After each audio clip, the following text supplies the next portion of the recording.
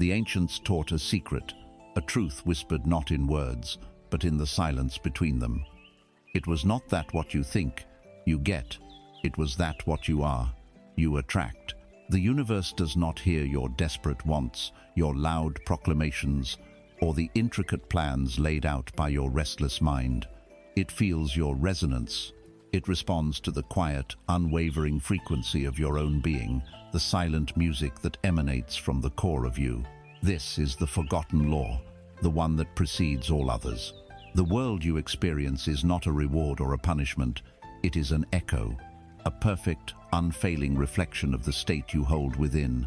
We have been taught to build our lives with force, to strive and to chase, to wrestle with the material world in the hopes of carving out a space of security, a feeling of abundance. We have been trained to shout our desires into the wind, yet we remain weary from the endless effort, wondering why the abundance we seek feels like a distant horizon we can never reach. We believe the problem is in our actions, in our strategies, in our effort. But the flaw was never in the effort. It was in the understanding of where true creative power resides. It does not reside in the doing, it resides in the being. This journey we are about to embark on is not about learning another technique. It is an unlearning of the noise that has deafened you to your own inner symphony. It is a voyage inward, a returning to the stillness behind all thought, the fertile, silent void from which all creation springs. This is not a guide to getting. It is an initiation into becoming. Together, we will not construct a plan to acquire wealth. Instead, we will cultivate the inner state from which wealth cannot help but flow. We will learn to decode the language the universe understands, the mother tongue of reality itself, the language of feeling, the quiet vibration of knowing. So for a moment, let go of everything you believe you must do. Release the need to figure it out. The struggle is an illusion you have been taught to entertain. Your only work is to become still, to listen, and to remember the power that has been dormant within you all along. The architect of your world is about to speak, and its voice is your own. The journey begins not with a step, but with a surrender. Surrender to the truth that you are already that which you seek. And let us begin. There is a presence within you. It is older than your body, quieter than your thoughts, and more fundamental than your name. It is the silent architect. This architect is your own consciousness, the deepest, most essential aspect of your being. It works without pause, without judgment, and without rest. From the moment you are, it is. And its sole relentless function is to build the world that you will inhabit. You do not command it with your voice, nor do you persuade it with logic. You instruct it with the silent, powerful language of your belief and your feeling. It does not build what you say you want. It builds what you deeply, quietly, and persistently believe to be true. The life you are living now, with its specific circumstances, its unique challenges, and its recurring patterns of wealth or lack, is not an accident. It is a structure, a meticulously crafted edifice built to the exact specifications of the blueprints you have provided. This architect does not have a will of its own. It holds no opinion about whether you should be rich or poor, happy or sad. It is a pure, impersonal, creative force, a servant of profound power and precision. Its loyalty is absolute, but it is a loyalty to the blueprint, not to the fleeting wishes of the client. The blueprints are your core beliefs, the deep, unexamined assumptions you hold about reality. They are not the thoughts you think on purpose, but the thoughts that think you, the quiet whispers in the back of your mind that say, "Money is hard to come by. I am never lucky. One must struggle to survive." Or conversely, "I am always provided for. Opportunity flows to me easily. The universe is fundamentally abundant." These are the foundational lines etched onto the plans. The architect does not question them. It simply reads them and begins to build. And what are the materials it uses? The bricks and mortar of your reality are your dominant thoughts and your prevailing moods. Every thought you permit to linger in your mind is a brick. Every feeling you allow to saturate your being is the mortar that binds those bricks together. A fleeting thought of worry is a single light brick, easily discarded, but a state of anxiety, held for days or weeks, is an entire pallet of bricks delivered to the construction site, ready to be laid. A moment of gratitude is a beautiful polished stone. A sustained state of thankfulness is a quarry of the finest marble. The architect is indiscriminate. It will build a shack from mud and straw, or a palace from granite and gold, with the same dispassionate skill. It uses what it is given. Look around at the structure of your life. Examine it not with judgment, but with the curious eyes of a commissioning client reviewing a project. See the walls of your financial reality. Are they thick and fortified, built from the bricks of fear and the mortar of scarcity? Are the windows small, designed not to let the light in, but to watch for approaching threats? Does the roof leak with the constant drip of anxiety about the future? This is not a punishment. This is a creation, a fortress of limitation, built to perfectly honor a blueprint that says, the world is unsafe and I must be protected from loss.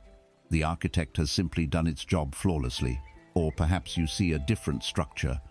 Perhaps the walls are made of something permeable, something that lets the wind and the light pass through. Perhaps the foundation is a deep, solid belief in your own worthiness. Perhaps the doors are wide open, not from carelessness, but from a deep, abiding trust that the source of all supply is not outside, but within.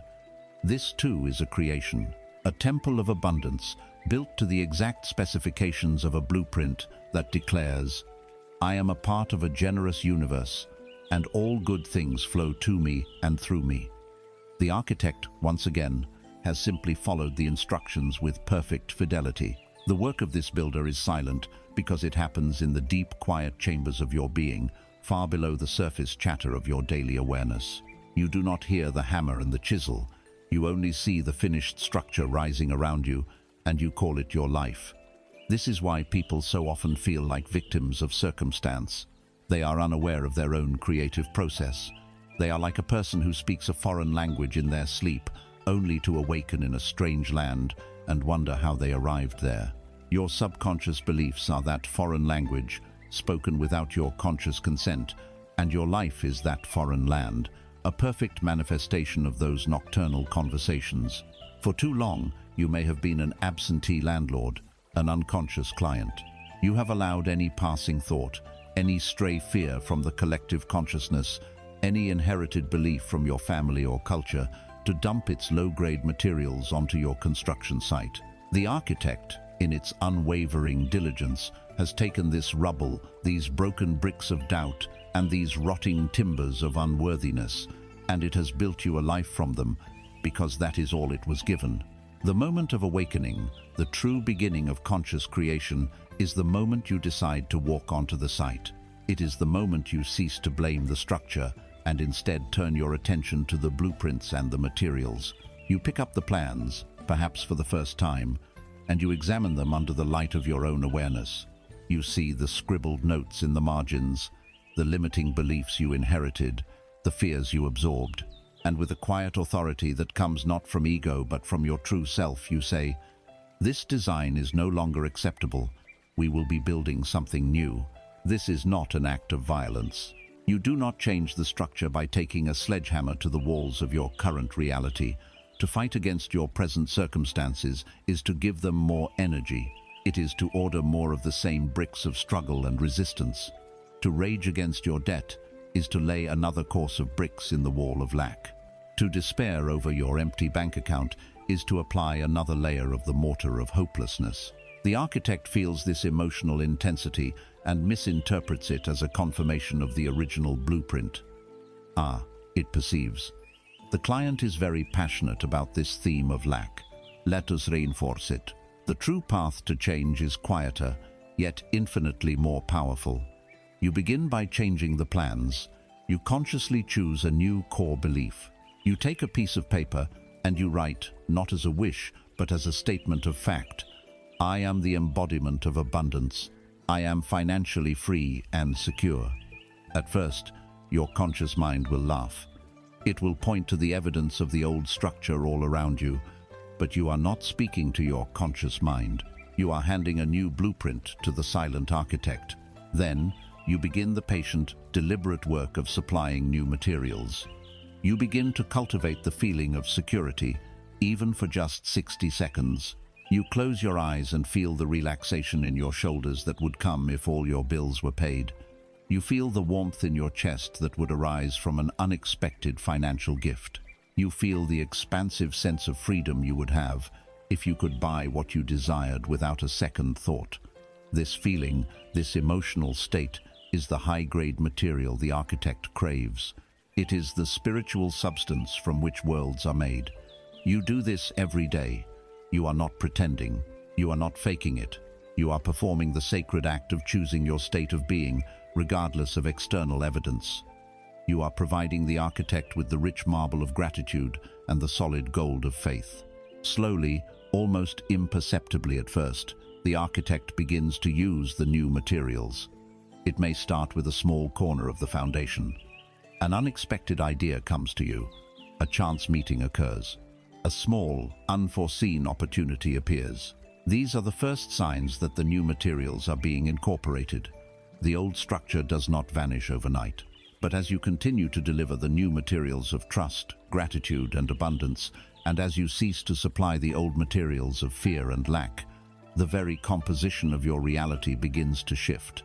New walls go up, new windows are installed, letting in more light. The old, decaying parts of the structure begin to weaken and dissolve, not because you attacked them, but because their source of reinforcement was cut off. This is the secret. You are the silent partner in the creation of your own life. Your consciousness is the master builder, working ceaselessly on your behalf. Its power is infinite, its skill is perfect, but it can only build with the plans and the materials you provide. The world is your mirror. The life you live is your masterpiece, whether you have consciously designed it or not. Take a moment now. In the stillness, acknowledge this architect within. Offer it not your demands, but your gratitude for its tireless work. And then, make a conscious decision. Decide that from this day forward, you will be a mindful supplier. You will be deliberate in the thoughts you entertain and the feelings you cultivate. You have the power to change the entire structure of your life, not by working harder on the outside, but by working more consciously on the inside. The architect is there. It is always there, waiting for instruction. Its hands are ready. The question that changes everything is this: what is the nature of the material that it values most? What is the one substance that turns a simple line on a blueprint into a living, breathing reality? This substance is not thought alone. It is the very energy of creation itself. It is the currency of the universe. We have spoken of the silent architect, that tireless builder that is your own consciousness. We have established that it builds your world based on the blueprints of your deepest beliefs. Now we must speak of the energy that brings those blueprints to life. We must speak of the spiritual substance that is the true currency of the universe, the medium of all exchange between the seen and the unseen. And that currency is not thought, it is feeling. Thought is the vector, but feeling is the velocity. Thought designs the vessel, but feeling is the wind that fills its sails and carries it across the vast ocean of potentiality. Without feeling, a thought is merely a possibility, a dry seed in barren ground, an architectural drawing locked away in a dusty cabinet. It is inert, powerless, a ghost without a body. But when a thought is clothed in the living garment of feeling, it becomes a magnetic, vibrant, living thing. It develops a gravitational pull, and it begins the subtle, inexorable work of organizing the energy of the universe, drawing to itself all that is required for its manifestation in the world of form. This is the great secret that has been misunderstood by so many who seek to consciously create their reality. They focus with immense mental effort, repeating affirmations until their minds are numb, visualizing with such strain that it gives them a headache. They are meticulously crafting a letter, but they forget the most crucial element: a prayer, a desire, a focused intention that is the letter.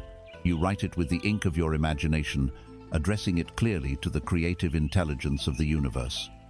You define what you wish to experience, but a letter, no matter how beautifully written or precisely worded, will sit on your desk forever without a stamp.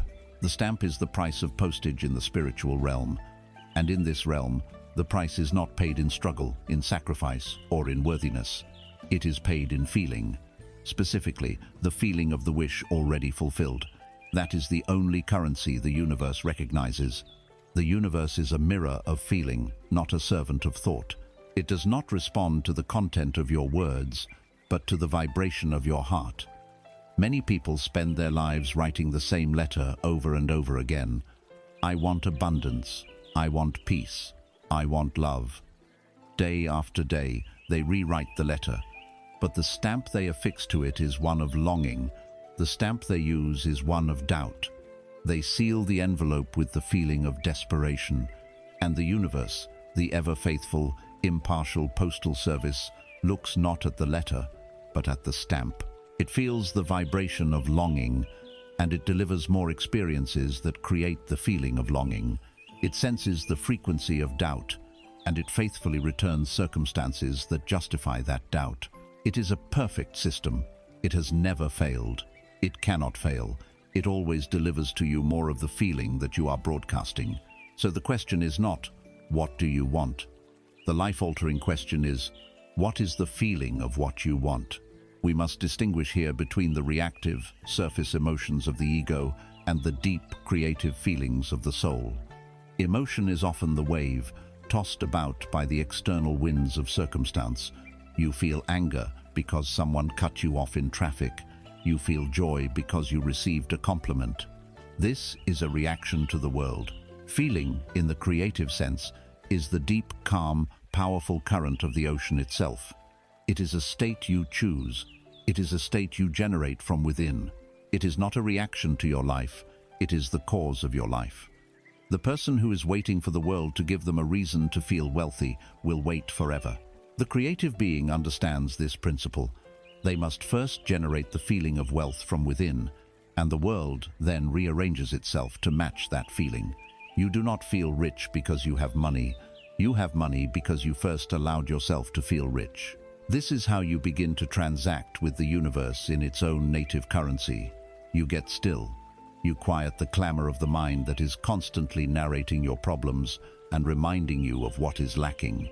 You bring to mind your desire, the blueprint. Let's say it is financial freedom. Do not focus on the numbers, the dollars and cents.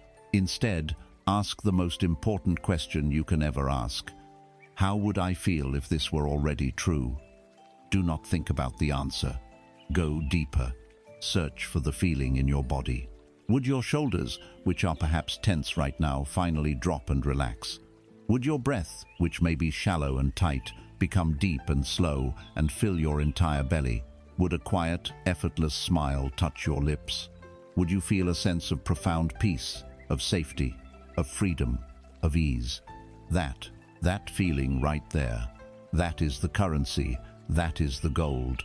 Your work is not to strain to hold this feeling for a fleeting moment during your morning meditation. Your work is to become so intimate with this feeling that it becomes your new home. You must wear it like a comfortable set of clothes. You live from this state of quiet fulfillment, and the world of shadow and form has no choice but to eventually conform to its new master blueprint. You walk through your day, and even if your bank account says one thing, your inner state of being, your feeling home, radiates the gentle, confident peace of abundance. When a bill arrives, instead of contracting with the old feeling of fear, you pause, you return to the feeling of ease, and you handle the bill from that state. You are no longer reacting to the echo. You are creating from the source of the sound. One of the greatest obstacles to this practice is the feeling of need. The moment you feel an intense, desperate need for something, you are vibrating its absence in the most powerful way imaginable.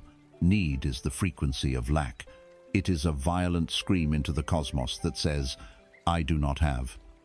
It is the most effective repellent for the very thing you desire. True creation happens from a place of peace, of playfulness, of quiet knowing.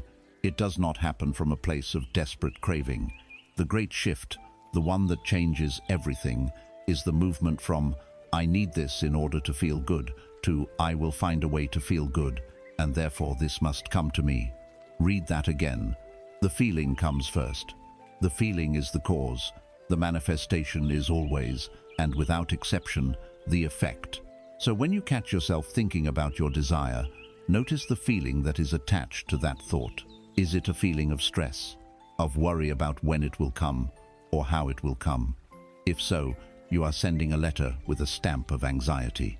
You must have the gentle discipline to detach the old, habitual feeling of lack from the thought of your desire, and deliberately, consciously, attach the new feeling of fulfillment to it. This is the art of alchemy. You are turning the lead of your fearful emotions into the gold of creative feeling. You do this by assuming the feeling of the wish fulfilled. You walk as though you were already wealthy, not with arrogance, but with a quiet confidence.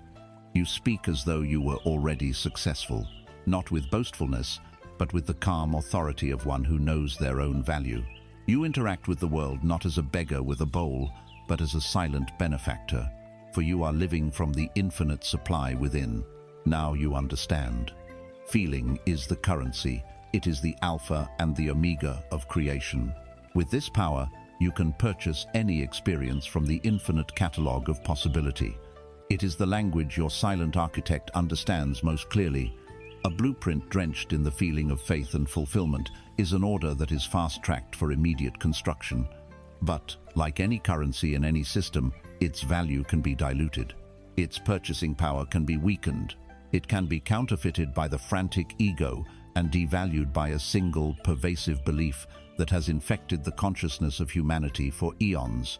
Before we can truly begin to spend this currency with power and precision, we must first identify and expose the great spiritual counterfeiter, the source of the inflation that has crippled our creative power. We must face the deep, abiding, and powerful illusion of scarcity. We have established that feeling is the currency of reality, the living energy that the silent architect uses to construct your world. But for this currency to hold its value, for it to have potent purchasing power in the marketplace of the infinite, it must be backed by a gold standard of unwavering faith. There is a force, however, a subtle and pervasive counterfeit operation that has been running for millennia, seeking to devalue this inner currency. It is a shadow that whispers that your account is constantly overdrawn, that your resources are finite, and that bankruptcy is always just around the corner. This is the great illusion, the persistent, powerful, and utterly false phantom of scarcity. Scarcity is not a state of the world, it is a state of the mind. It is not a fact, it is a perceptual filter. It is a virus of consciousness, transmitted from generation to generation, so widespread that we mistake its symptoms for the fundamental nature of reality itself. You were born into a world already running this program. It is the operating system of the collective ego, and its prime directives are competition, comparison, and fear. It is the insidious whisper that tells you there is not enough money, not enough time, not enough love, not enough opportunity, not enough for everyone, and therefore, certainly not enough for you. This belief is the single most debilitating parasite on your creative power. It pollutes the wellspring of your feeling, turning the pure gold of abundance into the worthless lead of anxiety. To understand how to free yourself from this illusion, you must first understand its nature. Consider a room that has been sealed shut for a century. It is filled with what we call darkness. But this darkness has no substance. It is not a thing in and of itself. You cannot scoop it into a bucket. You cannot push it out of the room. The darkness is simply the absence of light. It has no power, no agency, no real existence. Its entire presence is defined by the absence of its opposite. Scarcity is this darkness. The consciousness of lack is this darkness. Humanity, for millennia, has been trying to fight this darkness. We try to shovel it out of our lives with frantic effort. We curse it, we analyze it, we develop complex economic and social strategies to navigate within it. We treat the darkness as a real and formidable opponent. This is the very essence of struggle. It is the futile, exhausting attempt to fight a shadow. The awakened mind does not engage in this fight. The master does not wrestle with the darkness. They do not even acknowledge it as a real force. They simply walk to the window and open the shutters. They light a single candle, and in the presence of light, the darkness cannot exist. It does not flee in terror. It does not need to be vanquished. It is simply and instantly not there. The light is the consciousness of abundance. It is the awareness of the infinite. Your work is not to fight scarcity, but to turn on the light. The shutters to your inner room were likely closed long ago, often by well-meaning hands. The hands of parents who, in their own fear, taught you to be realistic, to not want too much, to prepare for the worst. The hands of a school system that ranked and graded you, introducing you to the brutal mathematics of comparison, teaching you that for you to be at the top, others must be at the bottom.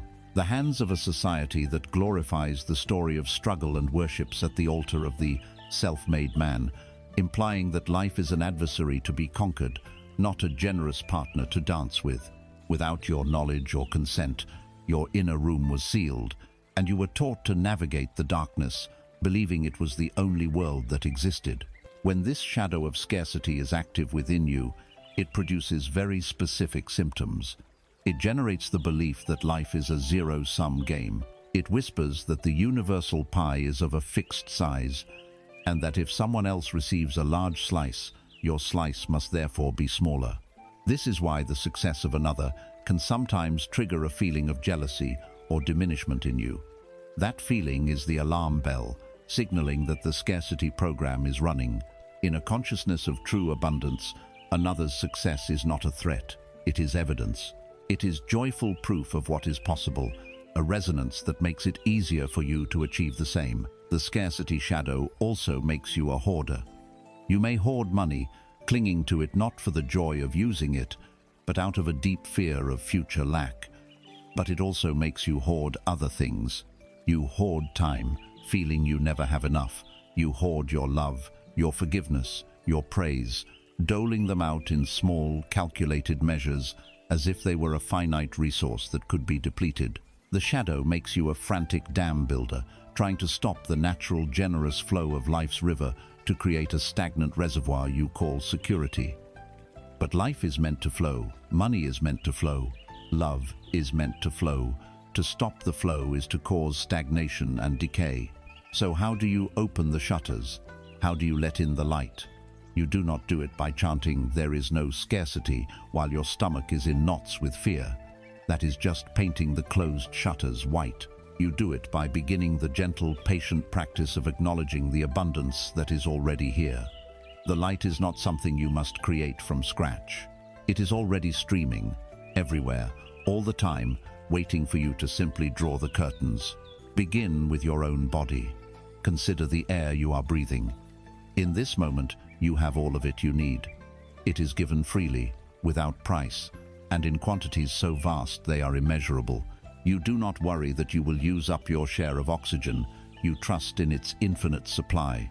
This is the model for all abundance. Now consider the intelligence that is beating your heart, digesting your food, healing a cut on your finger, all without your conscious intervention. This is an intelligence of infinite abundance, a power of immense generosity, and it is the very fabric of your being. Feel that. Acknowledge that.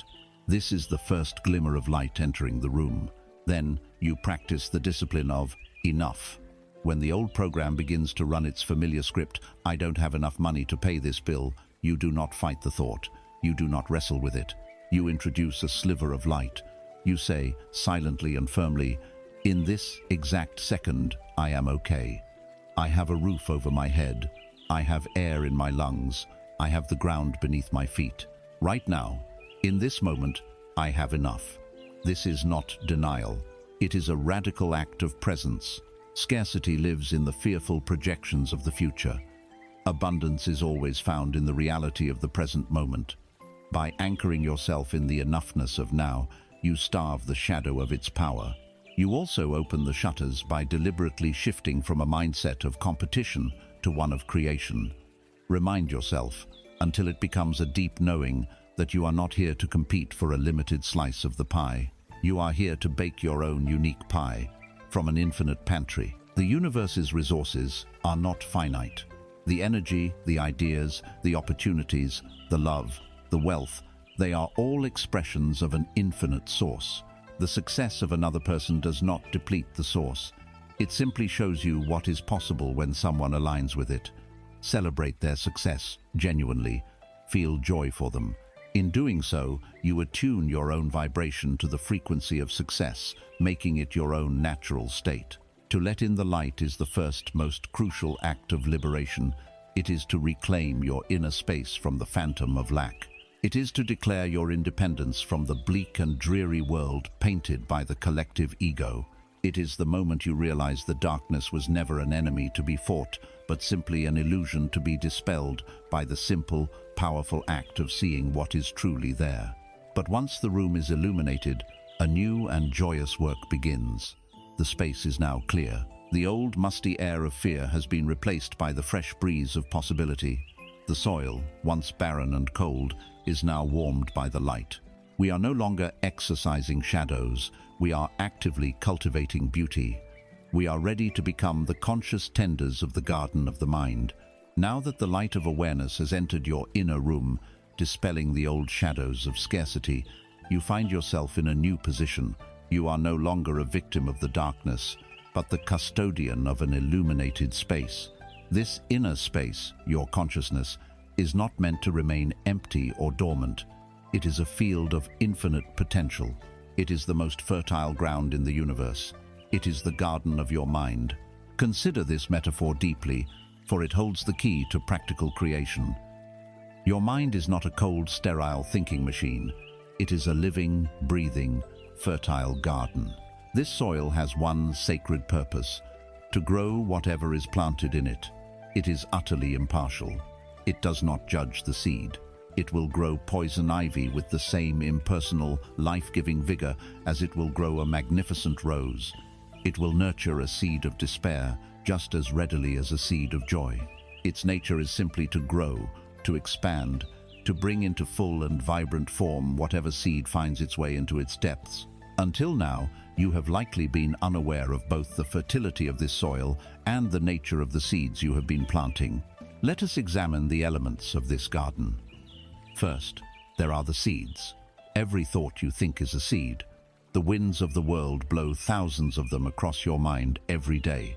A line you overhear in a conversation, a headline you read, a memory that surfaces. These are like dandelion fluff, mostly blowing past without taking root. But the seeds that truly matter are the ones you choose to hold, the ones you examine, entertain, and focus on. A persistent worry is a seed you have chosen to cup in your hands. A cherished dream is a seed you have chosen to hold up to the light. These are the thoughts you plant with intention, whether you are conscious of that intention or not.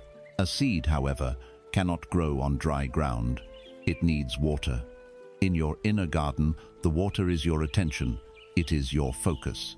When you dwell on a thought, when you repeat it to yourself over and over, you are watering that seed. You are signaling to the fertile subconscious soil. This is important. Nurture this one. Think of how often you might water the seed of lack. Every time you say, "I can't afford that," you are pouring a little water on it. Every time you worry about the future, you are diligently tending to the weed of anxiety. Conversely, every time you acknowledge an opportunity or feel a moment of gratitude, you are watering the seeds of abundance. Your attention is the most precious resource you possess, for it is the very water of life for the thoughts you choose to grow. But even water is not enough. For a seed to grow into a strong, healthy, fruit-bearing plant, it needs sunlight. The sunlight of your inner garden is your feeling. It is the emotional energy, the vibrational charge that you wrap around a thought. This is the element that provides true vitality. A thought merely watered by robotic repetition may sprout, but it will be weak and pale. But a thought that is watered by your attention and bathed in the warm, powerful sunlight of your feeling will grow with astonishing speed and robustness. The sunlight of faith, of joy, of love, of gratitude, of quiet confidence. This is the high-energy nourishment that supercharges the creative process. This is why a thought of abundance held with a deep feeling of security is 1,000 times more potent than the same thought repeated with a hollow, doubtful mind. And then, of course, there are the weeds. The weeds are the legacy of the old darkness, the scarcity program. They are the thoughts of worry, self-criticism, doubt, resentment, and fear. They have deep and ancient root systems in the collective consciousness. They require no conscious planting from you. They are the default vegetation of an untended mind. If you do nothing, it is the weeds that will take over your garden, choking out the delicate flowers of your dreams. They grow automatically because their seeds are everywhere. For most of your life, you have likely been an unconscious gardener. You have wandered through this sacred space, perhaps with your back turned, allowing any seed from any source, the news, the opinions of others, your own past failures to land in the fertile soil and take root. You have unconsciously watered the weeds of worry with your constant attention, and you have starved the flowers of your desires by giving them only fleeting thought. Then you look at the chaotic, overgrown plot of your life, with its thorny bushes of struggle and its small, struggling blossoms of joy, and you call it your personality, or your karma, or simply the way life is. To awaken is to turn around and face your garden. It is to accept your sacred role as its conscious tender. This is the beginning of true freedom and true power. It means you no longer allow thoughts to think you. You begin to choose the thoughts you will think. You become selective about the seeds you allow to be planted in the precious soil of your mind. You become a guardian at the gate of your garden. This new role involves two primary activities: weeding and planting. Weeding is not a violent war against your negative thoughts. To fight a thought is to water it with attention. To hate your fear is to bathe it in the strong emotional sunlight of hatred, making it grow stronger. The conscious gardener does not fight the weeds. The process is one of quiet removal. When you notice a weeder thought of fear, a spike of anxiety, a surge of jealousy, you do not curse it. You do not try to rip it out with force. You simply and calmly acknowledge it without judgment. Ah, there is the thought of fear. You see it, but you do not identify with it. And then you gently withdraw your attention from it. You turn your focus toward a flower instead. You stop watering the weed. A weed that receives no water and no sunlight will, in time, wither and lose its power. Its roots will release their hold on the soil. The second activity, planting, is a conscious and joyous act. This is where you deliberately choose the seeds you want to grow. These seeds are your chosen beliefs, your powerful affirmations, your statements of truth. You do not choose them because they are currently true in your external world, but because you wish for them to become true. You choose seeds like, I am a magnet for prosperity and joy. My life is a story of ever-increasing abundance. I am worthy and deserving of all good things. The universe conspires in my favor. Having chosen your seeds, you now become a diligent gardener. You visit them every day. You plant them in your mind during moments of quiet meditation, and then you water them. You water them with the attention of repetition, speaking them silently or aloud. But most importantly, you bathe them in the sunlight of your feeling. As you state your affirmation, you allow yourself to feel the joy, the relief, the security you would feel if it were already a magnificent, fruit-bearing tree in your garden. This is not a chore. It is the highest form of prayer. It is the most profound act of self-love. It is you, in partnership with the universe, co-creating your reality. A gardener does not plant a seed and then return every hour, anxiously digging it up to see if it is growing. This act of doubt would surely kill the sprout. The wise gardener plants the seed, waters it, ensures it has sun, and then trusts the process. They know there is a natural, unseen gestation period. They trust the laws of the garden.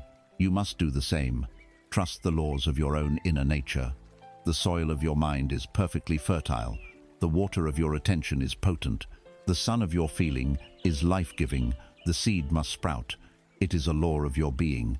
Your only job is to provide the right conditions and then let nature, the silent architect, do its work. You are the master gardener of your soul. The state of your health, your wealth, and your happiness is simply the state of your garden. Look within. What have you been growing? Be honest, but be kind to yourself. You were never taught, but now you know. You hold the seeds. You control the water. You are the source of the sun. But there is a secret known to the greatest gardeners of consciousness, a way to not only plant the seed, but to align so perfectly with its inevitable bloom that you can taste the fruit while it is still on the vine. This is the secret of collapsing time. It is the art of living not from the seed, but from the harvest. It is the sacred art of arrival. We have learned to be the conscious gardener of the mind, planting seeds of abundance and withdrawing our attention from the weeds of lack. This is the foundational practice, the essential first step in reclaiming your creative authority. Now, we approach a deeper magic, a subtle but profound shift in perspective that collapses the time between the planting of the seed and the tasting of the fruit. This is the art of arrival. It is the practice of living in the end. To live in the end is to mentally and emotionally inhabit your desire as though it were already a concrete, objective fact of your life. It is to cease being a seeker of your goal and to begin being a resident of it. You are no longer a person on a journey to abundance. You are a person standing firmly within the reality of abundance, and you are simply allowing the world of form and shadow to catch up to your new address. This is the difference between hoping for a future outcome and embodying a present reality. One is a state of perpetual longing, the other is a state of quiet, powerful knowing. Consider the metaphor of a journey to a beautiful distant city. The anxious traveler spends the entire journey staring at their own feet. With every arduous step they fret. Am I there yet? Is this the right path? How much further must I go? Their entire focus is on the journey, the distance, the effort, the struggle. Their predominant feeling is one of separation from their goal. They are keenly aware of not being there. This is how most people approach their desires. They are so focused on the gap between where they are and where they want to be that they perpetually reinforce the reality of the gap itself. The wise traveler, however, practices the art of arrival. Though their feet walk the path, their consciousness already resides in the destination. They lift their eyes from the dirt and see the city gleaming on the horizon. In their imagination, they feel the sun on their face as if they were already walking through its golden streets. They can hear the sounds of its vibrant markets. They can smell the aroma of its rich foods. They walk the physical path, but they live in the destination. Their feeling is not one of longing, but one of fulfillment, of having already arrived. And because of this, their journey is not a struggle, but a joyous, almost effortless unfolding. The path seems to smooth itself out before them. The necessary provisions appear right when they are needed. The journey becomes a beautiful confirmation of what they have already accepted as true in their imagination. Your imagination is not a childish tool for fantasy or escapism. It is the very workshop of creation, the portal through which the unseen is made seen. The state of consciousness you occupy in your imagination is the creative reality that will eventually harden into fact. When you are wanting something, you are by definition occupying the state of not having it. The two are opposite sides of the same coin. You cannot have one without the other. To truly and powerfully create, you must have the courage to abandon the state of wanting and boldly move into the state of having. You cannot be in two states at once. You must choose your state and live from there. The crucial question you must ask yourself is no longer, what do I want? The question that unlocks this power is, who would I be if my desire were already a fact? Go beyond the surface images of material possessions. Go into the very being of that version of you. What would your internal conversations be like? Would you still be constantly calculating and worrying about money? Or would your mind be occupied with thoughts of gratitude, creative ideas, and generous ways to use your abundance? Begin to have those inner conversations now. How would your body feel? Would the persistent knot of anxiety in your stomach finally dissolve? Would the tension in your shoulders release? Would you stand taller, breathe more deeply, move with more ease? Embody that physical posture now. Drop your shoulders. Take a deep, slow breath.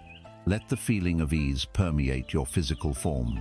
Your body is the antenna of your subconscious mind. When you change its posture and its tension, you are sending a powerful signal that the reality has changed. One of the most potent feelings of arrival is relief. The feeling of the struggle being over, the problem being solved, the long search being complete. Take a moment to cultivate this specific feeling. Imagine the great sigh of relief you would let out if you were to learn that all of your financial needs were permanently and generously met. Feel that sigh in your chest. Let it out. This feeling of "it is done" is a sacred prayer. It is the seal upon the letter. It is the signal to the silent architect that construction is complete, and all that remains is the physical unveiling. This must be distinguished from the hollow, ego-driven practice of faking it until you make it. That is an external charade, an act you put on for others, born of insecurity. The art of arrival is living it until it is so. It is an internal conviction, a quiet, unshakable, private knowing. You do not need to announce your new state to the world. You do not need to spend money you don't yet have in a reckless display of false confidence. That is the energy of desperation. This is the energy of peace. It is a secret you hold between you and the universe. You walk through your day knowing a wonderful truth, and you watch with quiet fascination as the world slowly begins to rearrange itself to reflect the truth you have assumed. When you successfully and persistently occupy a new state of consciousness, the world, which is nothing more than a mirror to your mind, has no choice but to reflect your new reality back to you. It may not happen overnight. The mirror has a slight delay, but it must conform. People will begin to treat you differently, reflecting the new respect you have for yourself. Ideas and opportunities that were completely invisible to you from your old state of lack will now become obvious and accessible. The how is not your concern. To occupy yourself with the how is to return to the anxious state of the traveler staring at their feet. Your only work is to remain faithful to your state of arrival. Your only responsibility is to live in the end. This is the master key that unlocks every door. It is the ultimate act of faith, because it requires you to trust the unseen reality of your imagination more than the seen reality of your current circumstances. It is to choose your inner world over the outer world, knowing that the inner world is the cause and the outer world is merely the effect. Yet for so many, this practice feels difficult, even impossible. As you try to feel the relief of arrival, a voice may whisper from the depths, "Who are you to have such things? You are not good enough. You don't deserve it." This is a fantasy for other people, not for you. This voice is not your own. It does not speak the truth. It is the cold, metallic sound of an old chain, a phantom manacle of unworthiness locked around the soul since childhood. Before we can truly feel the freedom of arrival, before we can inhabit our new home with confidence and peace, we must first learn to see, to understand, and to gently dissolve these invisible chains. You have practiced planting the seeds of abundance in the garden of your mind. You have attempted to stand in the state of arrival, to assume the feeling of your wish already fulfilled. And perhaps, just as you touch the edge of that sacred feeling of peace, a cold voice emerges from the shadows. It is a familiar voice, one you have known all your life. It says, "Who do you think you are? This is not for you. You don't deserve this." Sooner or later, everyone will find out you're a fraud. This voice is the guardian of your old reality. It is the gatekeeper of your limitations. It is the cold, rattling sound of the chains. These are the chains of not enough, not smart enough, not talented enough, not disciplined enough, not connected enough, not good enough. And underlying all of these, the fundamental core belief, not worthy enough. These chains are not made of iron, but of belief. They are not locked by a key, but by memory and interpretation. And yet, their hold is immense. They have kept you captive in a smaller version of your life than you were ever meant to live, tethering your limitless spirit to the hard ground of conditional self-worth. To attempt any great work of conscious creation without first addressing these chains is like trying to pilot a starship while it is still bolted to the launch pad. To understand your situation and your way out, consider this story. Imagine a magnificent eagle, stolen from its nest as an egg and placed carefully within a chicken coop. It hatches among chickens, is raised by chickens, and learns the ways of chickens. It learns to peck at the ground for scraps of corn. It learns to fear the farmer and the shadow of the hawk. It learns that the world is a small, fenced-in yard, and that the proper way to live is to keep your eyes on the dirt, clucking about the weather and the scarcity of worms. The sky to this creature is a meaningless abstraction, a decorative ceiling to its very small world. This eagle does not know it is an eagle. In its heart, it believes it is a chicken, perhaps just a rather strange and clumsy one. It looks at its own powerful talons, designed for grasping mountainsides, and sees them as awkward and ill-suited for scratching in the dust. It feels a primal, inexplicable urge to soar on the wind, to rise above the world, and it dismisses this feeling as a strange, neurotic impulse, a sign that there is something wrong with it. And so it lives a life of profound, unconscious frustration. A king, living as a peasant in its own forgotten kingdom. You are this eagle. The chicken coop is the consensus reality, the matrix of limitation built upon the foundational lie of your own inadequacy. And the chains of not enough are the chicken thoughts you were taught to think about yourself, the belief that your value is something to be earned through pecking and striving. In its quiet frustration, the eagle might try to become a better chicken. It might try to peck faster than the others, to cluck louder, to grow slightly glossier feathers, all in the hope of winning the approval of the other chickens and feeling, for a moment, like a good chicken. This is the human game of chasing external validation. We try to earn our worthiness. We accumulate degrees, titles, possessions, and followers, hoping that if we can just collect enough external evidence, we can finally prove to the world, and to ourselves, that we are worthy. But it is a hopeless, exhausting task. You cannot earn what is already your inherent nature. An eagle does not need to earn its wings, they are a part of its being. To try and earn worthiness is the most profound misunderstanding of who you are. Liberation does not come from adding more chicken feathers to your collection. It does not come from becoming the most successful resident of the coop. It comes from a moment of pure recognition. A moment when the eagle, for some unknown reason, stops pecking for a second and looks up, truly looks up, and it sees another eagle, high above, soaring effortlessly in the vast, blue, boundaryless sky. In that instant, something deep within its cellular memory awakens. A truth older than its chicken life stirs. That, it realizes, with a shock that vibrates through its entire body, is me. That is the moment of grace. The realization that you are not the small, struggling self you were taught you were. You are the magnificent, soaring being you have always been. Your worthiness is not conditional. It is not something you achieve through good behavior or hard work. It was sealed and stamped upon your soul the moment you came into being as a unique expression of the universe. It is a fundamental fact of your existence, as real and as non-negotiable as the law of gravity. You do not need to do anything to deserve to breathe the air. You do not need to prove your worth to the sun to receive its light. Your very existence is your permission slip. Your being here, now, is your ultimate and final qualification. How then do you dissolve these chains in a practical way? You begin by changing your relationship to the voice of the inner critic. When the voice of not enough speaks, you do not argue with it. Arguing with it gives it reality. You do not believe it, and you do not fight it. You simply observe it with a detached, compassionate curiosity, as you would observe a strange bird outside your window. You say to yourself, "Ah, there is the voice of the chain. That is the sound of the old chicken coop programming." You must understand, you are not the voice. You are the awareness that is listening to the voice. This simple act of disidentification is the chemical solvent that begins to dissolve the links of the chain. The voice will present evidence from your past memories of failure, mistake, and criticism. It will use your own history against you. When this happens, gently look at this evidence and ask a new question. Is this truly who I am, or is this simply what happened while I believed I was a chicken?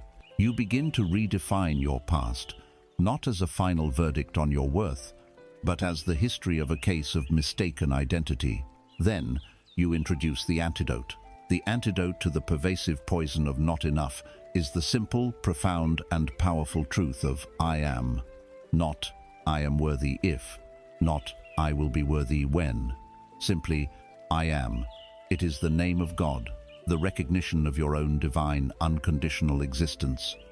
When you feel the chains of doubt tightening, you anchor yourself in this realization. Close your eyes and feel it. I am. It is the statement that ends the argument. It is the truth that shatters the lie.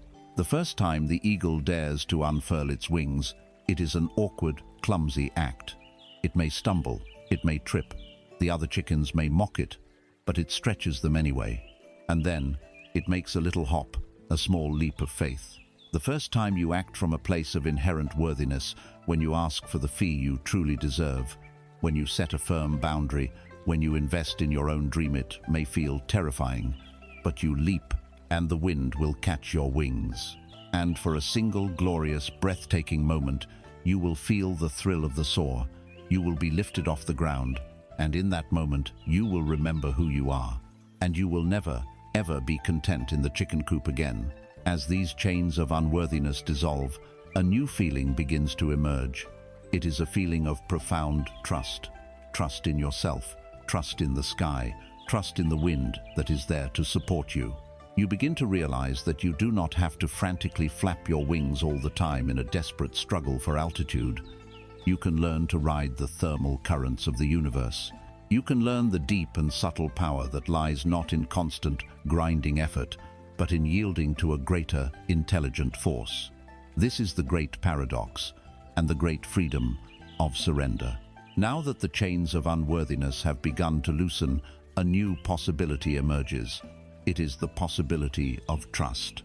This profound trust in your own inherent value and in the benevolent nature of the universe allows us to explore a concept that the striving, controlling ego fears above all others: the concept of surrender. In the dictionary of the ego, to surrender is to admit defeat, to give up, to lose. It is an act of weakness. But in the lexicon of the spirit, in the language of the true creator, surrender is the highest form of wisdom. It is the ultimate act of power. To grasp this, imagine you find yourself in a great, powerful river. The current is strong, moving with purpose. The ego's immediate reaction is to panic. It assesses the situation from a place of fear and separation. It sees the current as an adversary, an obstacle to its own will. It begins to fight, to thrash, to swim desperately against the flow, trying to reach a specific point on the opposite bank that it has decided is the right place to be. Its muscles burn, its lungs ache, and with every stroke against the current, it takes in more water. The more it struggles, the more exhausted it becomes, and the faster it sinks. This is the story of a life lived through force, resistance, and the frantic efforts of the ego. It is the path of burnout. Now, imagine another person in the very same river. This person has a different understanding. They feel the power of the current, not as an enemy, but as a force of nature, a greater intelligence at play. Instead of fighting it, they surrender to it. This is not a gesture of despair, but one of sublime intelligence. They relax their body. They turn onto their back and float, allowing the river to hold them. They trust that this river, which carved the very landscape through which it flows, knows the way better than they do. They conserve their energy. They breathe easily, and they observe the scenery as it passes. They know the river will eventually and inevitably lead them to a gentle bank, perhaps not the exact one their limited mind would have chosen, but one that is perfect for them, a destination grander and more suitable than they could have conceived. This is not passivity. It is intelligent cooperation with an infinite power. This is surrender. When we speak of surrender in a spiritual sense, we must be clear about what we are surrendering and to what. You are not surrendering your desire. The desire is the sacred seed you have planted in the garden of your mind. You are not abandoning your intention. The intention is the destination you have given to the universe. What you are surrendering is your ego's frantic, arrogant, and terrified insistence on controlling the how and the when. You surrender your rigid timeline. You surrender your attachment to the specific form the manifestation must take. You surrender your limited, logical mind's futile attempts to figure out every step of a journey that is beyond its comprehension. And to what do you surrender? You surrender to the master gardener, to the silent architect, to the infinite intelligence that orchestrates the dance of galaxies and the unfurling of a single fern frond. You surrender to the part of you that is one with this intelligence. Do you truly believe that your small, conscious mind, with its limited data set and its history colored by fear, knows a better, more efficient, more beautiful path than this infinite wisdom? Surrender is the humble and deeply sane admission that you do not have to run the entire universe by yourself. It is an act of profound self-respect, acknowledging that you are worthy of being supported by a power greater than your personal effort. You can feel the difference between resistance and surrender in your own body. Resistance has a physical signature. It is a clenching in the jaw, a tightening in the gut, a knot in the shoulders, a shallow breath held high in the chest. It is the feeling of constantly pushing against a locked door. It is the energetic frequency of no. It is stressful, draining, and ultimately, it is what keeps you stuck. Surrender also has a physical signature. It is the feeling of a long, slow exhale. It is the deliberate release of tension in your shoulders and jaw. It is a deep sense of peace that can coexist with uncertainty. It is the energetic frequency of yes, yes to the present moment, a yes to the unfolding of a divine plan. It is a quiet, unshakable trust that all is well, even when your senses tell you otherwise. This feeling state of surrender is what you must practice and cultivate. It is crucial to distinguish this conscious, faith-filled surrender from passive resignation. Resignation is born of hopelessness. It is the heavy sigh of the defeated ego that says, I give up. Nothing will ever work for me. It is a low-energy state of despair, a form of giving up that is still rooted in the belief that the universe is against you. Conscious surrender is the polar opposite. It is born of absolute faith. It is the deep, peaceful breath of the wise Creator who says, I have done my part. I have planted the seed. I have assumed the feeling of its fulfillment. Now I release it to a higher power for its perfect and timely unfolding. It is a high-energy state of trust, peace, and positive expectation. Herein lies the great paradox that the logical mind can never truly comprehend. You gain ultimate control over your life and its outcomes only when you relinquish the ego's petty need for control. When you stop fighting the river, you are no longer its victim, you become its partner. The river's immense power is no longer against you. It is now your power, carrying you effortlessly. When you stop trying to force open the door of opportunity with the crowbar of your will, it often swings open silently on its own, revealing a path far more grand and beautiful than the one you were trying to break into. This is because your frantic need to control, your constant worry about the how, creates a powerful, energetic resistance. It is an energy of constriction. It is like trying to receive a gift from someone while your fists are clenched, white-knuckled in a posture of defense. You cannot receive. Surrender is the conscious act of unclenching your fists. You open your hands, you open your heart. You create a vacuum of pure allowance, a space of non-resistance into which your desired manifestation can flow with ease and grace. In the most practical sense, you are finally getting out of your own way. This state of surrender, this deep oceanic trust, is the fertile silence from which true power emerges. But this does not mean you are to become a passive log in the river of life, waiting for things to happen to you. It means you stop engaging in frantic, fear-based, ego-driven action. You cease the pointless struggle. Instead, you learn to float, to listen, to watch. For in the quiet space created by your surrender, a new voice begins to make itself heard. It is not the loud, demanding, anxious voice of the ego. It is a gentle, clear, unmistakable whisper from your soul, from the heart of the universe itself. This whisper is a new kind of instruction. This is the birth of inspired action. https://gemini.google.com/gem/5 decibels 111 B 236 add/0 FDD 350 A6 add 9628 D Ardency TK7 https://gemini.google.com/gem/EC 498 F389 dec/D4E 956 BCEB 16 BC. Breathe for just a moment. In the space between the inhale and the exhale, I want you to feel the quiet hum of your own existence. Not the stories you tell yourself, not the roles you play, not the goals you are chasing, but the simple, undeniable fact that you are here. Now, listen closely, for the next words are intended not for your mind, which has been trained to argue and to doubt, but for the deepest part of your being, the path that recognizes truth not as a concept, but as a resonance. You do not need to become worthy. Let that land, not as a comforting platitude, but as a fundamental law of your own nature.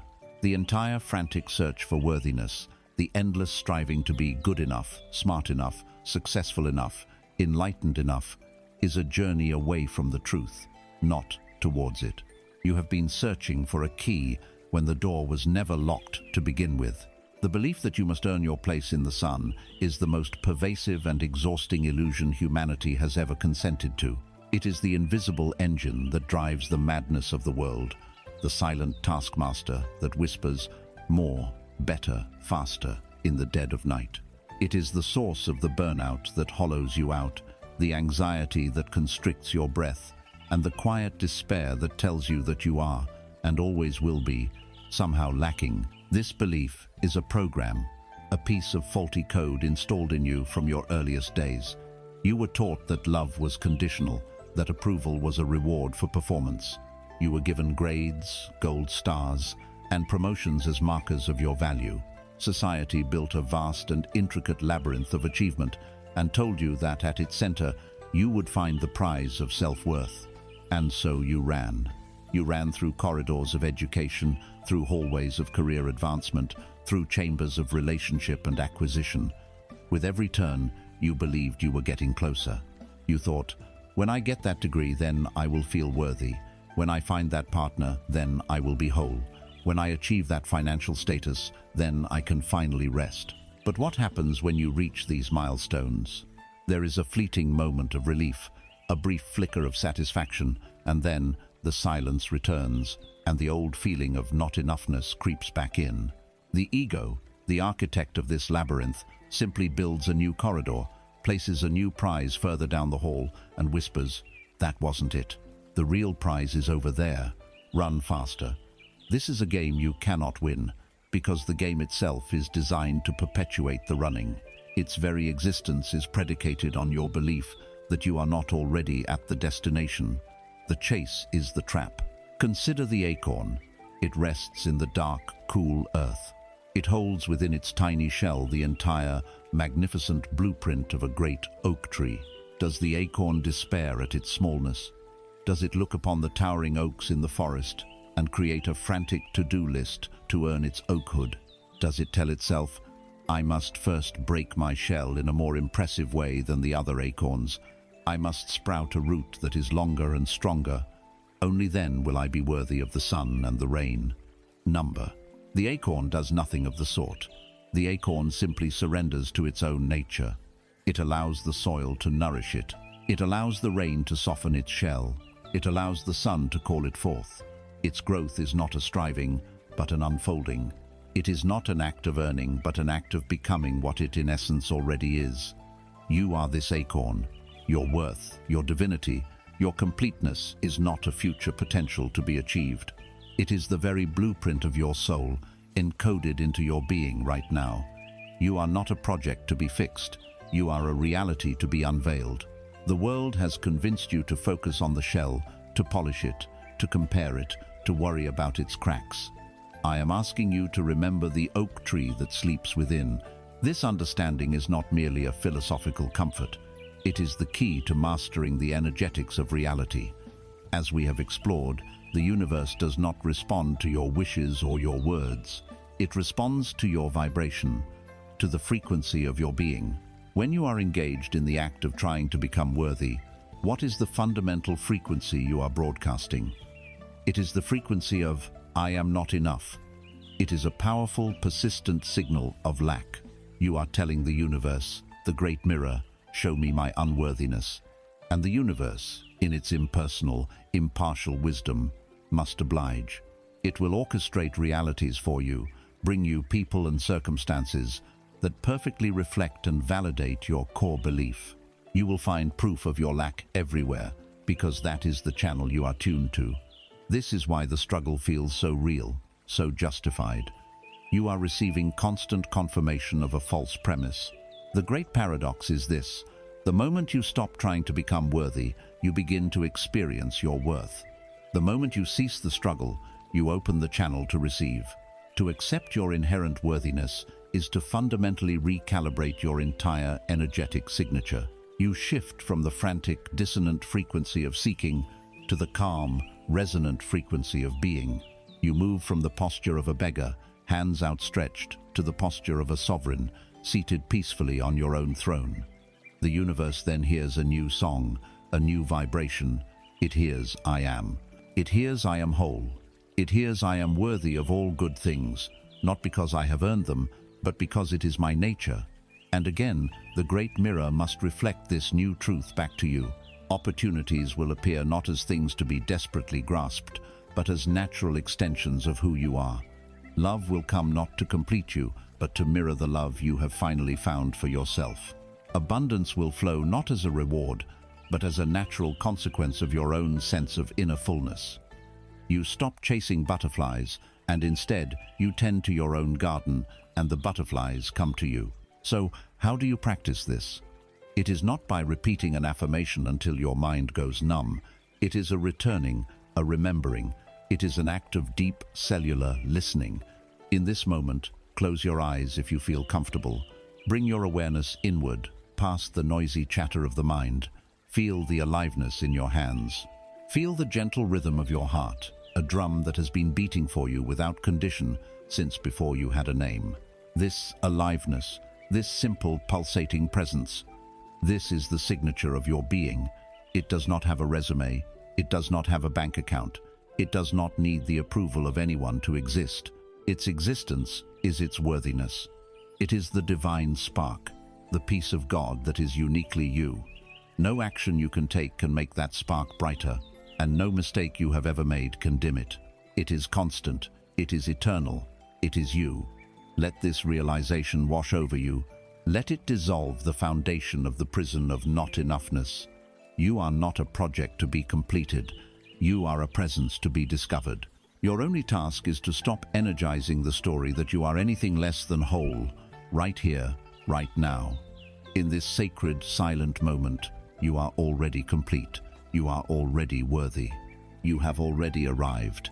And so, you rest in the truth that your worth is not in question. You let it settle. But the mind, that restless ghost, does not stay silent for long. It rises up. It protests. It says, yes, but what about this flaw? What about that past mistake? What about this fear that lives in my chest? It presents a meticulously curated archive of your every perceived failure, a testament to your imagined inadequacy. Do you feel it? That internal argument, that tightening, that subtle bracing against a reality you do not prefer. That is resistance. It is the automatic, deeply conditioned reaction of the mind to say no to what is. It is the clenching of a fist against the falling rain. It is the damming of a river because you do not like the direction of its flow. For lifetimes, you have been taught that this resistance is strength, that it is a necessary defense against a hostile world. Today, you will come to understand that this resistance is not your shield. It is the very architecture of your cage. The great sages and mystics of all traditions have spoken of a simple yet profoundly powerful law of consciousness. That which you resist persists. This is not a poetic turn of phrase. It is a precise description of an energetic mechanism. Resistance is a form of immense focus. It is a powerful infusion of your life force energy into the very thing you claim you do not want. When you fight against a situation, a feeling, or a thought, you are wrapping your attention around it, feeding it, solidifying it, making it more real, more dense, more immovably present in your reality. The universe, which operates on the principle of reflection, does not register your preference. It registers your focus. It does not hear your no. It only feels the intense energetic charge you are directing. When you scream into the void, I will not be poor. The energetic signature you broadcast is simply poor, amplified by the powerful emotion of fear and struggle. You are, with all your might, holding in your vibrational field the exact thing you wish to escape. This is the ultimate cosmic irony. In your desperate attempt to push the boulder away, you have glued your own hands to it. This struggle is the source of all exhaustion, the feeling of being drained, of having no energy left to live, comes not from the circumstances of your life, but from the monumental, moment-to-moment effort of resisting those circumstances. Imagine you are standing in a powerful river. The water is life itself, flowing ever onward towards the ocean. It is not personal, it is not for you or against you, it simply flows. Resistance is the decision to turn and swim with all your might against the current. Picture the scene, the frantic kicking, the straining muscles, the burning in your lungs. You fight and you struggle, you curse the river for its strength, you lament your own weakness, and all the while, you remain in the exact same spot, or are even carried backwards, utterly exhausted by the futile effort. This is the state in which most of humanity lives, fighting their present reality, arguing with what is, trying to swim upstream against the relentless current of the now. They believe this struggle is noble. They believe it is necessary. They do not realize they are fighting life itself. Now, what is surrender? In this context, it is the most profound act of intelligence. It is not weakness. It is not giving up. It is not drowning. Surrender is the wisdom to stop fighting the current. It is the decision to relax, to turn around, and to allow the river to carry you. In that moment of yielding, everything changes. The struggle ceases. The expenditure of energy stops, and suddenly you are moving. You are flowing with life, not against it. And here is the secret that the resisting mind can never understand. Once you are no longer wasting all your power fighting the river, you have all of that power available to navigate. You can use a gentle kick to steer yourself towards the shore. You can gracefully avoid the sharp rocks. You can guide yourself into a calm eddy to rest. Surrender is not passivity. It is empowered alignment. It is working with the fundamental forces of reality rather than against them. The person fighting the current is a victim of the river. The person who has surrendered to it has become its partner. How then do you apply this in a world that presents you with realities you find painful or unjust? How do you surrender to a frightening medical diagnosis, to the loss of a job, to the ache of loneliness? It begins with a subtle but world-altering internal shift. It is the movement from, "This shouldn't be happening," to, "This is happening." That is the key. That is the point of power. It is a radical, non-judgmental acceptance of the reality of the present moment. You are not saying you like it. You are not saying you want it to continue forever. You are simply ceasing the argument with what is. Let yourself feel this for a moment. Think of something in your life you are resisting. Feel the tension it creates in your body, a knot in your stomach, a tightness in your jaw, a weight on your shoulders. That tension is the physical residue of your no. Now, just for an instant, can you stop saying no? Can you breathe into that physical sensation and allow it to be there, without a label, without a story? Can you say a quiet, internal yes to the reality of this moment? Yes, this feeling is here. Yes, this situation is present. Yes, this is what is. This yes is the most powerful mantra in the universe. It is not the yes of defeated resignation. Resignation is bitter, heavy, and filled with a sense of victimhood. It says, "Fine, I give up. Life has won." The yes of surrender is light, clear, and imbued with immense peace.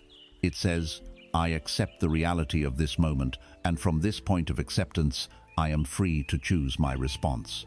The prisoner who resists his cell walls suffers endlessly. The sage who accepts his cell walls finds freedom within them. The moment you say yes to reality, you dissolve the energetic charge of resistance. The power that was locked up in that internal battle is instantly released back to you. This is the power you can now use to think clearly, to find creative solutions, to ask for help, to take wise and inspired action. You cannot find the door out of the room while you are still screaming at the walls. You must first accept that you are in the room. The cost of resistance is incalculable. It is the primary cause of suffering. The Buddha spoke of 2 arrows. The first arrow is the unavoidable pain of life sickness, loss, old age. The second arrow is the one we shoot into ourselves, our resistance, our rumination, our story about how terrible it is that the first arrow struck.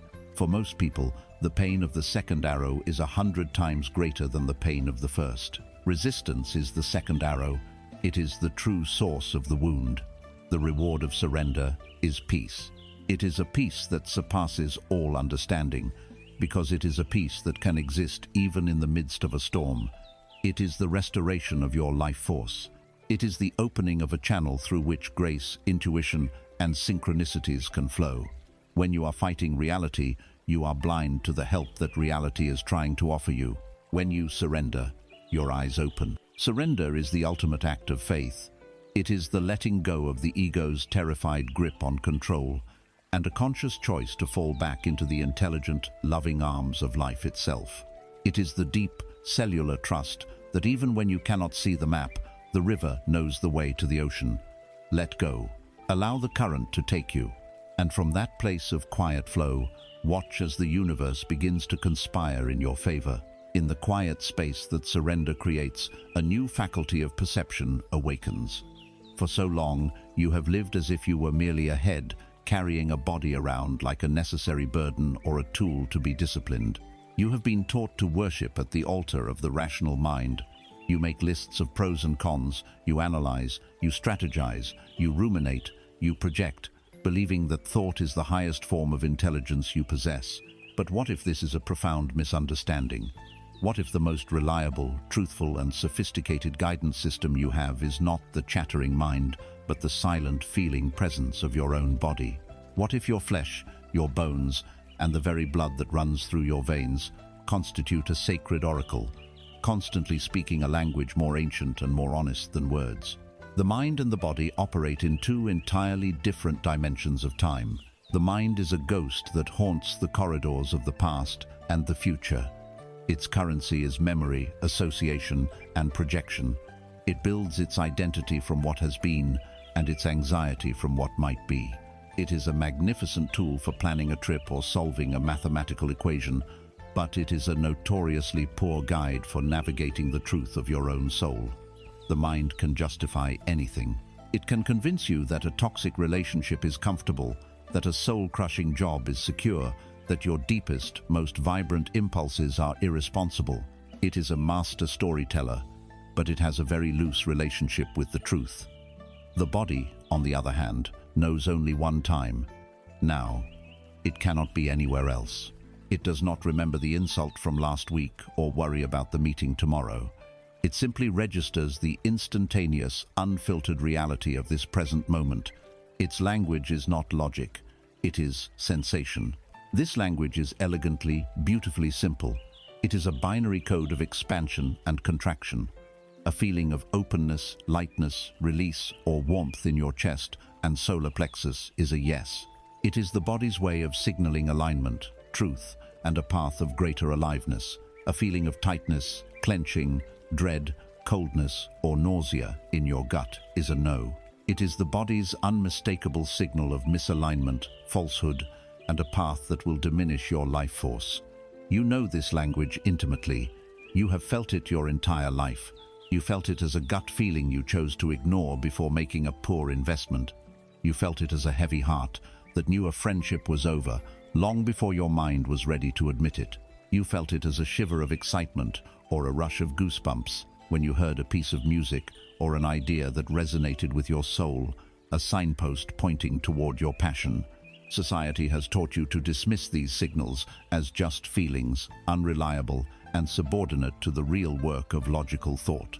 I am telling you now that these feelings are not random noise. They are precise, high-fidelity data from your divine compass. Imagine your mind is a map. It is a detailed and intricate drawing, created from the data of your past experiences, the opinions of your parents, the doctrines of your culture, and the warnings of your teachers. It can be useful, showing you where others have been and the routes they have taken. But a map, by its very nature, is a static representation of a past territory. It cannot show you the fallen tree that now blocks the road. It cannot show you that the bridge has been washed away by a storm last night. It cannot show you the beautiful hidden shortcut that has just appeared through a meadow. To navigate solely by the map of the mind is to risk walking into obstacles that no longer exist or missing opportunities that have just been born. Your body, however, is not the map. It is the living compass. It doesn't show you the entire 10-year journey. It doesn't offer grand explanations or logical arguments. It does one thing, and one thing only, with perfect accuracy. In this present moment, it points to your personal true north. It signals the next right step, a yes to making that phone call, a no to attending that party, a feeling of peace that settles over you when you consider one choice, and a subtle wave of anxiety when you consider another. The great work of awakening is learning to trust the compass in your hand, especially when it seems to contradict the old, worn-out map in your head. Learning to hear this guidance requires that you first learn to inhabit your own body. You cannot read a compass from a different country. You must be present. So begin now. Take a moment to feel your physical form. Feel the points of contact between your body and the surface that supports it. Feel the subtle vibration of aliveness in your fingertips. Bring your awareness on a slow journey from the soles of your feet up to the crown of your head. Do not name the parts. Simply feel them. Where do you notice tension? Where do you notice ease? Where is there warmth? Where is there coolness? Do not judge or try to change anything. Simply notice.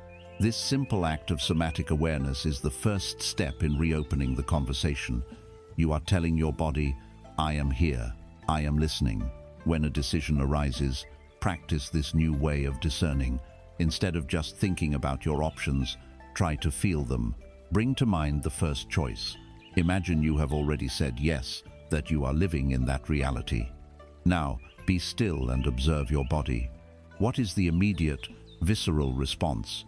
Is there a subtle opening or a subtle clenching? Does your breath become deeper or shallower? Then, let that go completely.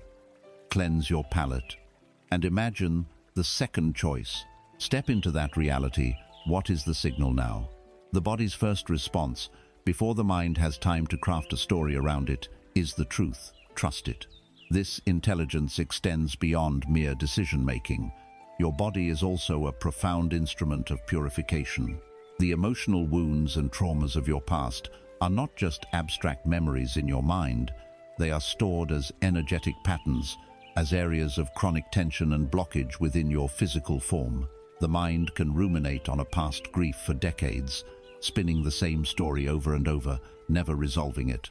The body, however, knows how to heal. When you give yourself permission to fully feel a wave of sadness or anger as a pure sensation in the body, without the mind's narrative, you allow it to complete its cycle. The shaking, the tears, the heat that rises in your face, these are not signs of weakness. They are the body's sophisticated mechanisms for discharging stagnant, energetic charge. To trust your body is to trust its innate wisdom to release what no longer serves you. When you suppress this process, when you tell yourself to get over it and push the feelings down, you are trapping that energy, which can eventually manifest as physical ailment and dis-ease. Your body is not a machine you inhabit. It is not an apology. It is not something to be conquered, punished, or molded into an acceptable shape for the approval of others. It is a sacred, living temple. It is the miraculous meeting point of spirit and matter. It is your anchor to the truth of the present moment, your infallible lie detector, and your most constant and faithful guide on this journey. Begin to treat it as such. Honor its need for rest. Listen to its cravings for certain foods. Pay attention to its subtle signals of yes and no. Re-establish this sacred partnership, for in the quiet, persistent, and unfailingly honest language of your body, the universe is constantly whispering the way home. The path of surrender leads you to the quiet wisdom of your body, to its simple language of expansion and contraction. In this quiet, you begin to perceive the subtle mechanics of the universe. And here, we must address a word that has been shrouded in fear and misunderstanding for centuries: karma. For many, the word conjures images of a cosmic accountant in the sky, meticulously recording your deeds in a great ledger.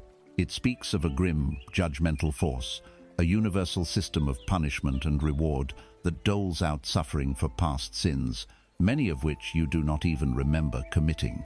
This interpretation, born of a human need to project its own models of crime and punishment onto the cosmos, is one of the most disempowering beliefs a soul can carry. It turns you into a perpetual defendant in a trial you cannot understand, for a crime you are not aware of, before a judge you cannot see. Today, We will shatter that illusion. We will strip away the layers of superstition and fear and reveal karma for what it truly is, not a judge, but a mirror. Karma is not a moral law. It is a law of energy, as impersonal, as predictable, and as reliable as the law of gravity.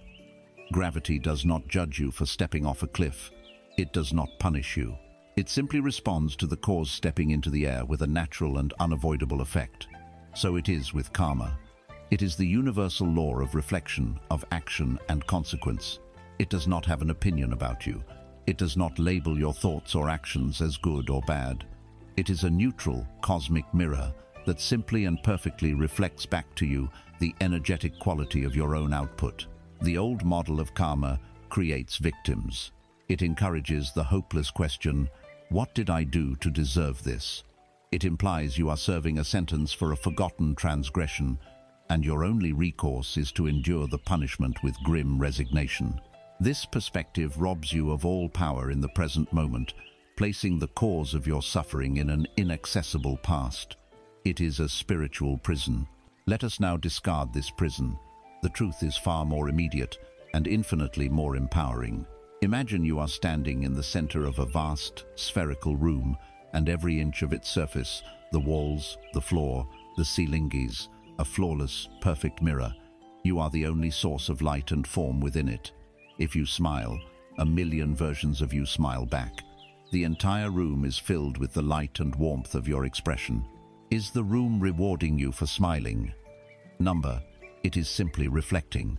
If you clench your fists, furrow your brow, and adopt a posture of anger and fear, a million hostile figures glare back at you from every conceivable angle.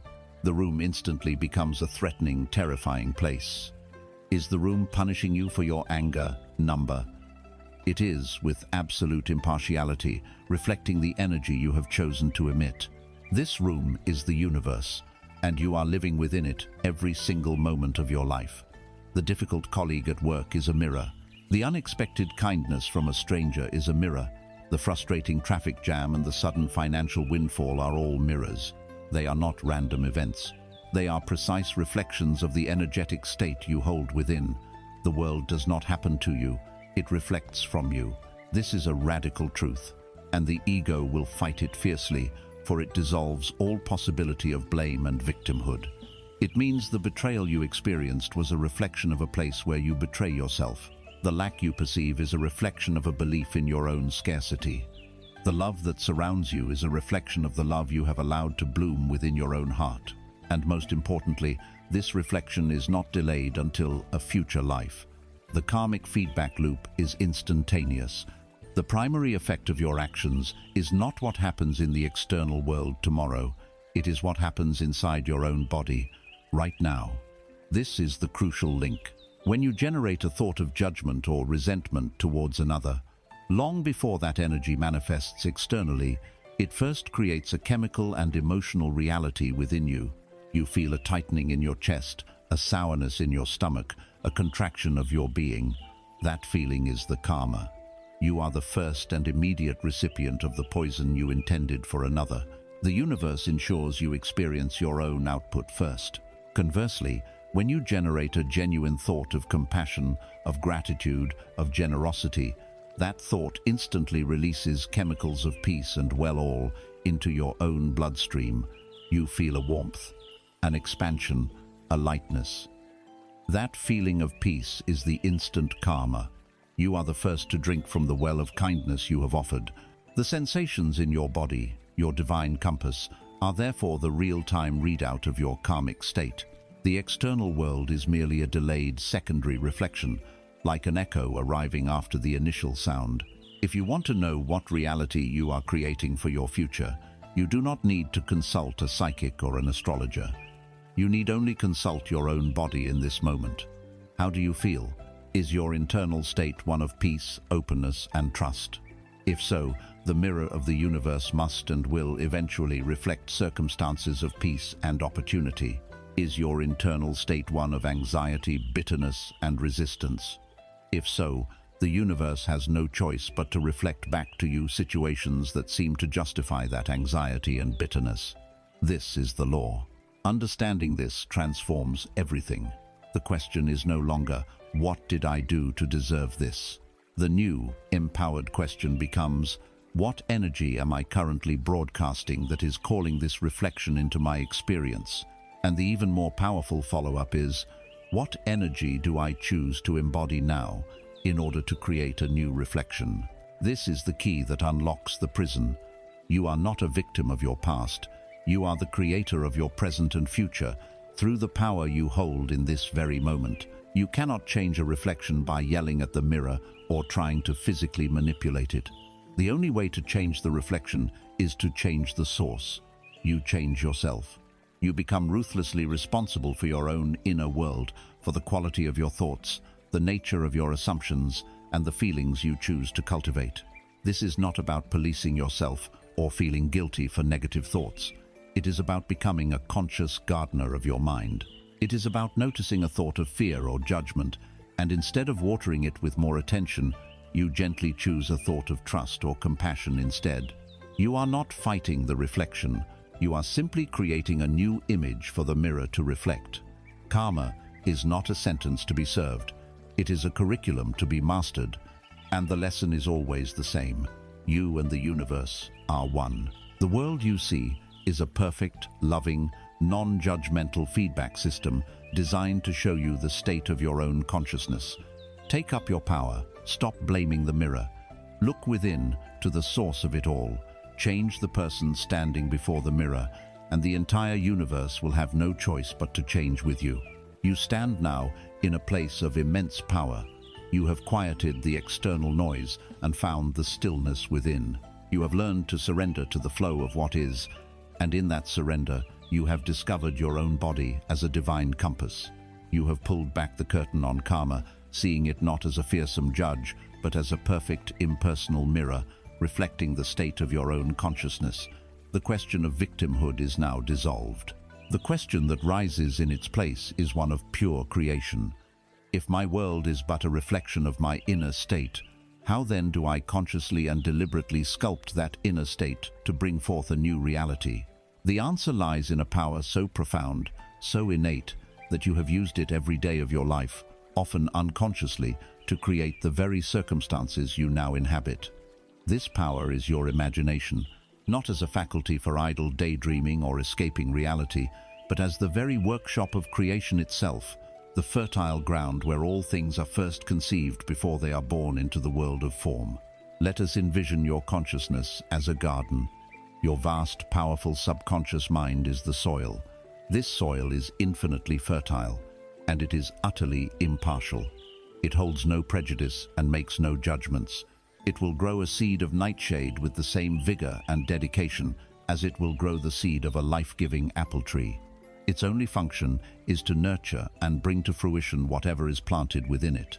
Your thoughts, and more specifically your focused, vivid, imaginal acts, are the seeds. Every time you entertain a persistent fear, you are planting a seed. Every time you dwell on a past grievance, you are planting a seed. Every time you vividly imagine a desired outcome, you are planting a seed.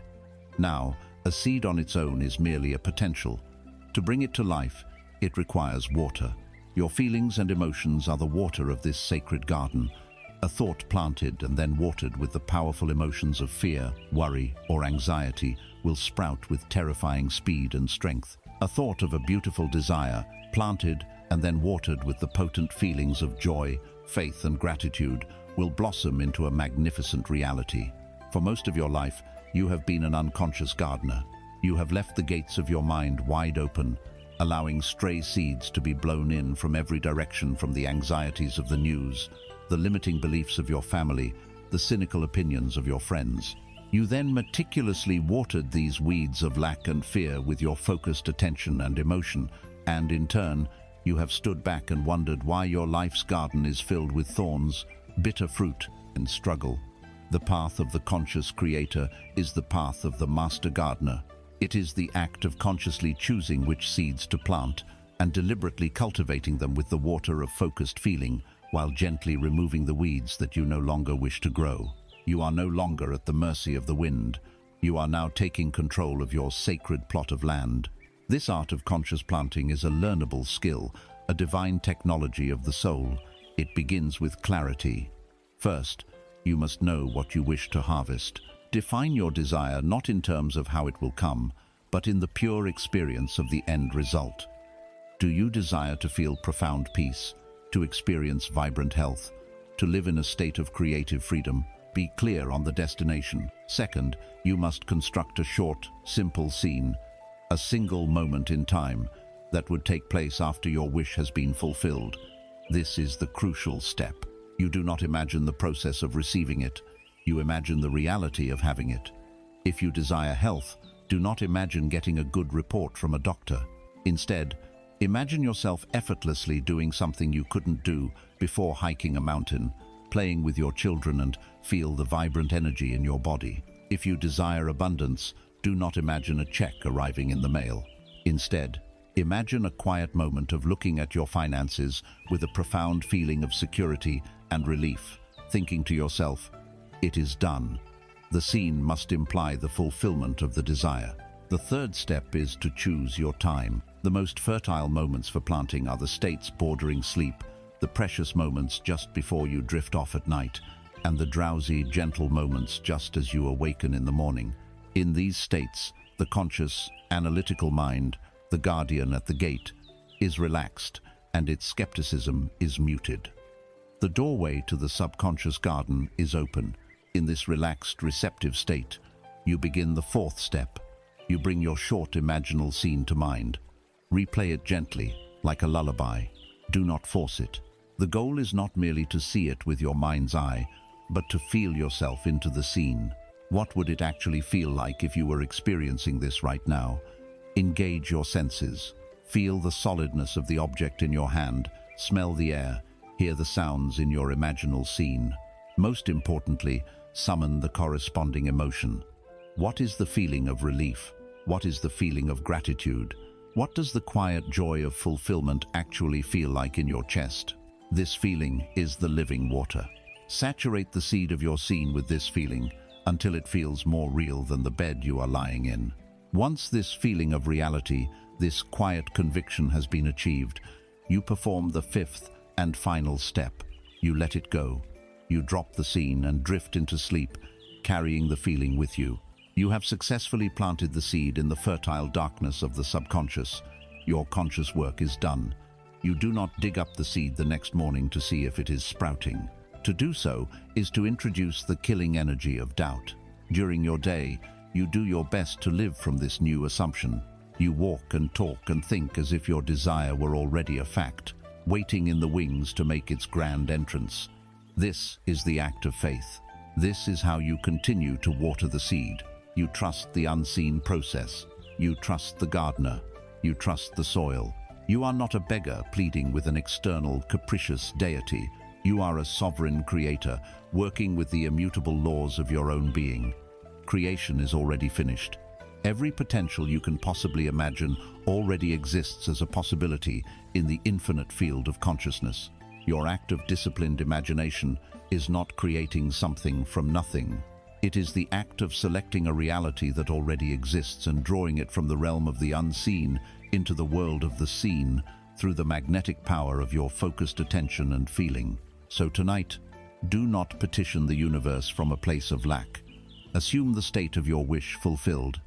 Enter the sacred garden of your mind. With love, with intention, with a quiet and confident joy, plant the seed of your highest desire. Water it with the deep feeling of its present reality, and then rest in that knowledge, trusting that the soil of your own consciousness is infinitely powerful and the harvest is already assured. You have learned the art of the gardener. You have stood at the gates of your own consciousness, ready to plant the seeds of a new reality.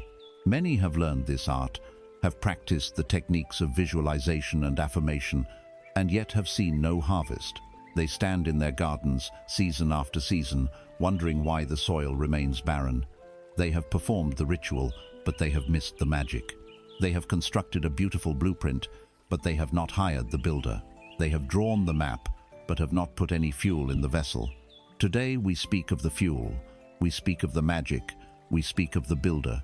We speak of the one element without which all imaginal acts are but hollow daydreams. The feeling is the secret. Let this truth permeate your understanding, for it is the master key that unlocks every door. The thought is the arrow, but the feeling is the bowstring that gives it flight. The image in your mind charts the destination, but the feeling you embody is the engine that drives you there. The universe, that great mirror of your consciousness, is not colorblind, but it is deaf to your words and blind to your mental pictures if they are not clothed in the living garment of feeling. You can repeat an affirmation of wealth 1,000 times a day while feeling the gnawing anxiety of lack, and the universe will only hear the loud broadcast of lack. You can visualize a perfect, healthy body while feeling the deep-seated identity of a sick person, and the universe will obediently reflect back to you the conditions of sickness, your feeling state, your dominant mood, your inner conviction that is your true prayer. Everything else is just noise. Let us be clear about what feeling means in this sacred context. We are not speaking of a volatile, surface-level emotion that comes and goes with the weather, a momentary flash of happiness or a passing wave of anger. We are speaking of a deeper, more abiding state of being. It is the quiet, pervasive assumption you hold about yourself and about reality. It is the mood you return to when no one is watching. It is the silent hum of your consciousness.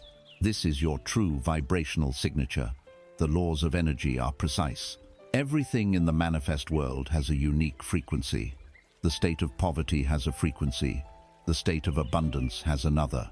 The state of resentment and the state of forgiveness vibrate at vastly different rates. You cannot experience a reality for which you are not a vibrational match. You cannot tune your radio to a classical station and expect to hear rock music. The act of feeling is the conscious act of tuning the dial of your own being to the frequency of the reality you wish to experience. It is to become an antenna for the state you desire. Imagine creation as a divine telephone system. Your clear, defined desire, the imaginal scene of the wish fulfilled, is the phone number. It is the precise address of the reality you wish to connect with. You can hold that number in your mind perfectly. You can write it down, look at it, memorize it, but no connection is made, no call goes through until you pick up the receiver and generate the current. The feeling is the electrical current. It is the living energy that carries the signal across the infinite switchboard of consciousness. It is the equivalent of pressing send. Without it, the number is just a dead set of digits. When you are on the phone with a loved one, you are not thinking about the number you dialed. You are not conscious of the fiber optic cables or the microwave towers. You are immersed in one thing only: the presence, the voice, the feeling of that person.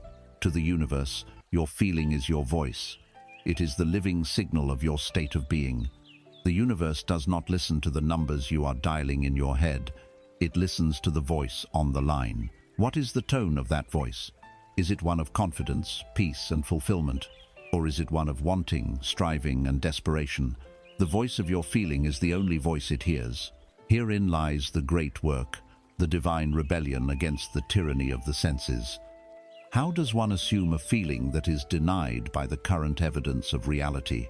You are surrounded by reflections of your old state, and you are being asked to feel a new state into existence. This is the test of the Creator. It is an inner act of supreme faith and discipline. It begins with a simple, honest question: how would I feel if my greatest desire were a present, solid fact? Go beyond the simple word, happy. Investigate the texture of the feeling. Would you feel an immense sense of relief, a quiet, unshakable security, a profound gratitude, a gentle, expansive love, a calm, centered power? Isolate that core feeling. Give it a name. Get to know it intimately. Then, you must consciously, deliberately assume this feeling. You practice wearing it, not for anyone else, but for yourself. As you walk to your car, you can choose to feel the feeling of security. As you do your chores, you can choose to feel the feeling of being deeply and unconditionally loved. This is not faking it. Faking it is an act for an external audience. This is an internal act of realignment. It is a declaration of your creative authority. You are remembering that your feelings are not a reaction to your world. They are the cause of your world. You do this for a few seconds, a few minutes at a time. You do not struggle. You simply find a quiet moment, close your eyes and ask, what does peace feel like? And then you allow your body to generate that sensation. You return to this feeling again and again, as many times as you can remember during the day. You make it your secret home. You wear it like a comfortable, invisible coat. At first it may feel foreign, but with persistence, you make it your own. You become so familiar with the feeling of your wish fulfilled that it becomes your natural state of being. You have successfully changed your vibrational resonance. When you succeed in changing your dominant feeling, the universe, by law, must deliver a reality that matches it. This happens through a process that can be called the bridge of incidents, a series of events, conversations, and coincidences that you could never have planned will begin to unfold in your life. They will seem perfectly natural, a chance encounter, an idea that comes to you in the shower, a book that falls off a shelf. These are the planks of the bridge the universe is building to lead you from your old reality to the physical manifestation of your new feeling. Your only job is to remain faithful to the feeling. You do not worry about the how or the when. That is the universe's domain. Your domain is the feeling of the end. Stop trying to get things. Stop chasing people. Stop struggling with the world. Turn your attention inward and dedicate yourself to one task only: to cultivate, to nurture, to embody, and to live from the feeling of your wish already fulfilled. For in that feeling lies the beginning and the end, the prayer and its answer, the question and the solution. The thought may show you the door, but it is the feeling that walks you through it. You have entered the sacred workshop of your own mind. You have learned the art of planting a seed in the fertile soil of your subconscious, and you have discovered the great secret of watering that seed with the living water of feeling. You have performed the most potent and sacred act a human being can perform, the conscious conception of a new reality. And now, at the peak of this focused, intentional power, you are asked to perform an act that seems, to the rational mind, like a paradox. You are asked to let go. You are asked to release your grip, to turn your attention away, and to cultivate a state of being that can be called divine indifference. This is not the indifference of apathy or carelessness. It is not the cynical shrug of one who does not care about the outcome. It is the exact opposite. It is a state of such profound and unshakable faith that it no longer needs to worry, to check, or to control. It is the serene confidence of a creator who, having completed their work perfectly, trusts implicitly in the laws of creation to bring it to fruition.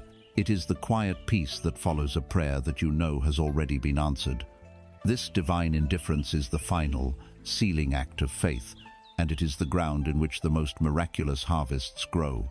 The moment after you have successfully planted your seed and felt the reality of your wish fulfilled, the ego, the guardian of your old reality, will launch its counterattack. Its primary weapon is anxiety. It will come in the morning with a barrage of questions. Is it working? Did I do it right? I don't see any evidence. When will it happen? How will it happen? This stream of questioning is not harmless. Each question is an act of digging up the seed to see if it has sprouted. Each worry is a dose of poison poured onto the fertile soil. The feeling of anxiety, of impatience, of doubt is a powerful vibrational broadcast. It is a signal sent to the universe that says, I do not have it. I am still in a state of lack. This frequency of lack directly contradicts and cancels out the frequency of fulfillment you worked so diligently to cultivate. You cannot maintain the feeling of the wish fulfilled while simultaneously entertaining the feeling of worry about its arrival. The ego's other great weapon is the need to control. The ego cannot stand the unknown. It demands a logical step-by-step plan. It wants to map out the how, to manipulate the circumstances, to force the outcome. This attempt to control the infinite creative intelligence of the universe is like an ant trying to direct the path of a storm. It is an act of profound arrogance, and it is utterly futile. The moment you try to dictate how your desire must unfold, you are limiting the universe to the narrow pathways of your own limited understanding. You are closing the door to the miraculous, the unexpected, the synchronistic pathway that is far more elegant and direct than any you could possibly conceive of. Your attachment to a specific outcome, a specific timeline, a specific method, creates a tension, a resistance, that constricts the flow of creation. Imagine you are baking a cake. You have chosen the finest ingredients, the clarity of your desire. You have mixed them together with love and intention, your imaginal act. You have poured the batter into the pan and imbued it with its essential nature. You have assumed the feeling of the wish fulfilled. Now, you place the cake into the perfectly preheated oven of the subconscious mind. What is the next logical step? You close the oven door. You trust the immutable laws of heat and chemistry. You trust that the process you have initiated will unfold perfectly in its own time. You do not open the door every 30 seconds to poke the batter to see if it is rising, to anxiously check its progress. To do so would be absurd. Every time you open that door, the heat escapes, the delicate environment is disrupted, and the cake will fall. It will become a dense, inedible mass. Your anxiety, your worry, your constant mental checking in on your desire is the act of constantly opening the oven door. Divine indifference is the courage and wisdom to close the door, walk away, and allow the master baker, the universe, to do its work. How then do you cultivate this trustful detachment? It is an active state of resting in faith. When the voice of doubt inevitably arises in your mind, you do not fight it, you do not argue with it. You simply notice it, and with a calm inner authority, you say, "Thank you for your concern, but the matter is already settled. The cake is in the oven." You then gently, lovingly, pivot your attention to something else. You turn your focus to the beauty of the present moment. Find something, anything, to be grateful for right now. Go for a walk, listen to music, lose yourself in a task. This process of happy distraction is a powerful spiritual practice. A watched pot never boils, not because the laws of physics are suspended by your gaze, but because the state of watching is a state of impatient wanting, a state of it isn't here yet. By turning your attention away, you are remaining in a state of trust. You are telling the universe, "I know you've got this." The state of the wish fulfilled is your anchor and your guide. If you find yourself feeling anxious or impatient, you know you have drifted from that state. Your work is not to fret about the manifestation, but simply to return to the feeling of peace and knowing that accompanies fulfillment. Remember, the creative act is already finished. It was completed in your imagination. The physical world is just a shadow, a delayed reflection that must, by law, eventually conform to the new reality you have created within. Rest in that knowledge. You have done your part. Now, you must grant the universe the freedom to do its part, in its own perfect timing and through its own mysterious and wonderful ways. This divine indifference is the ultimate expression of empowerment. You are no longer a needy beggar, constantly checking outside for a sign. You are a sovereign creator, resting in the quiet confidence of your own power. You have placed your cosmic order, and you know the kitchen is preparing your feast.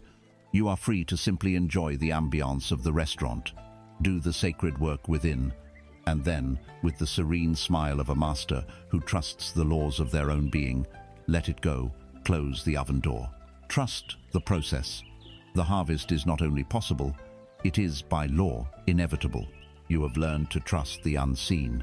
You have practiced the art of planting a seed in the darkness of your own consciousness, watering it with faith, and allowing it to grow without the anxious need to see immediate proof. You are learning to trust the process within.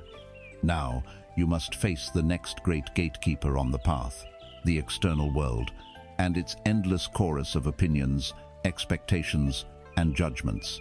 For you are stepping out of one prison, the prison of circumstance, only to find yourself standing before the gates of another, more subtle and perhaps more powerful cage, the prison of good opinion. This prison has no visible bars, yet it is the most populated on earth. Its walls are built from the desperate, deeply conditioned human need to be liked, to be approved of, to be accepted, to fit in. From our earliest days, we are taught that our safety and our worth are conditional upon the validation we receive from others. We are rewarded for compliance and punished for deviation. And so, we learn to perform. We create a carefully curated persona, a social mask designed for maximum approval and minimum friction.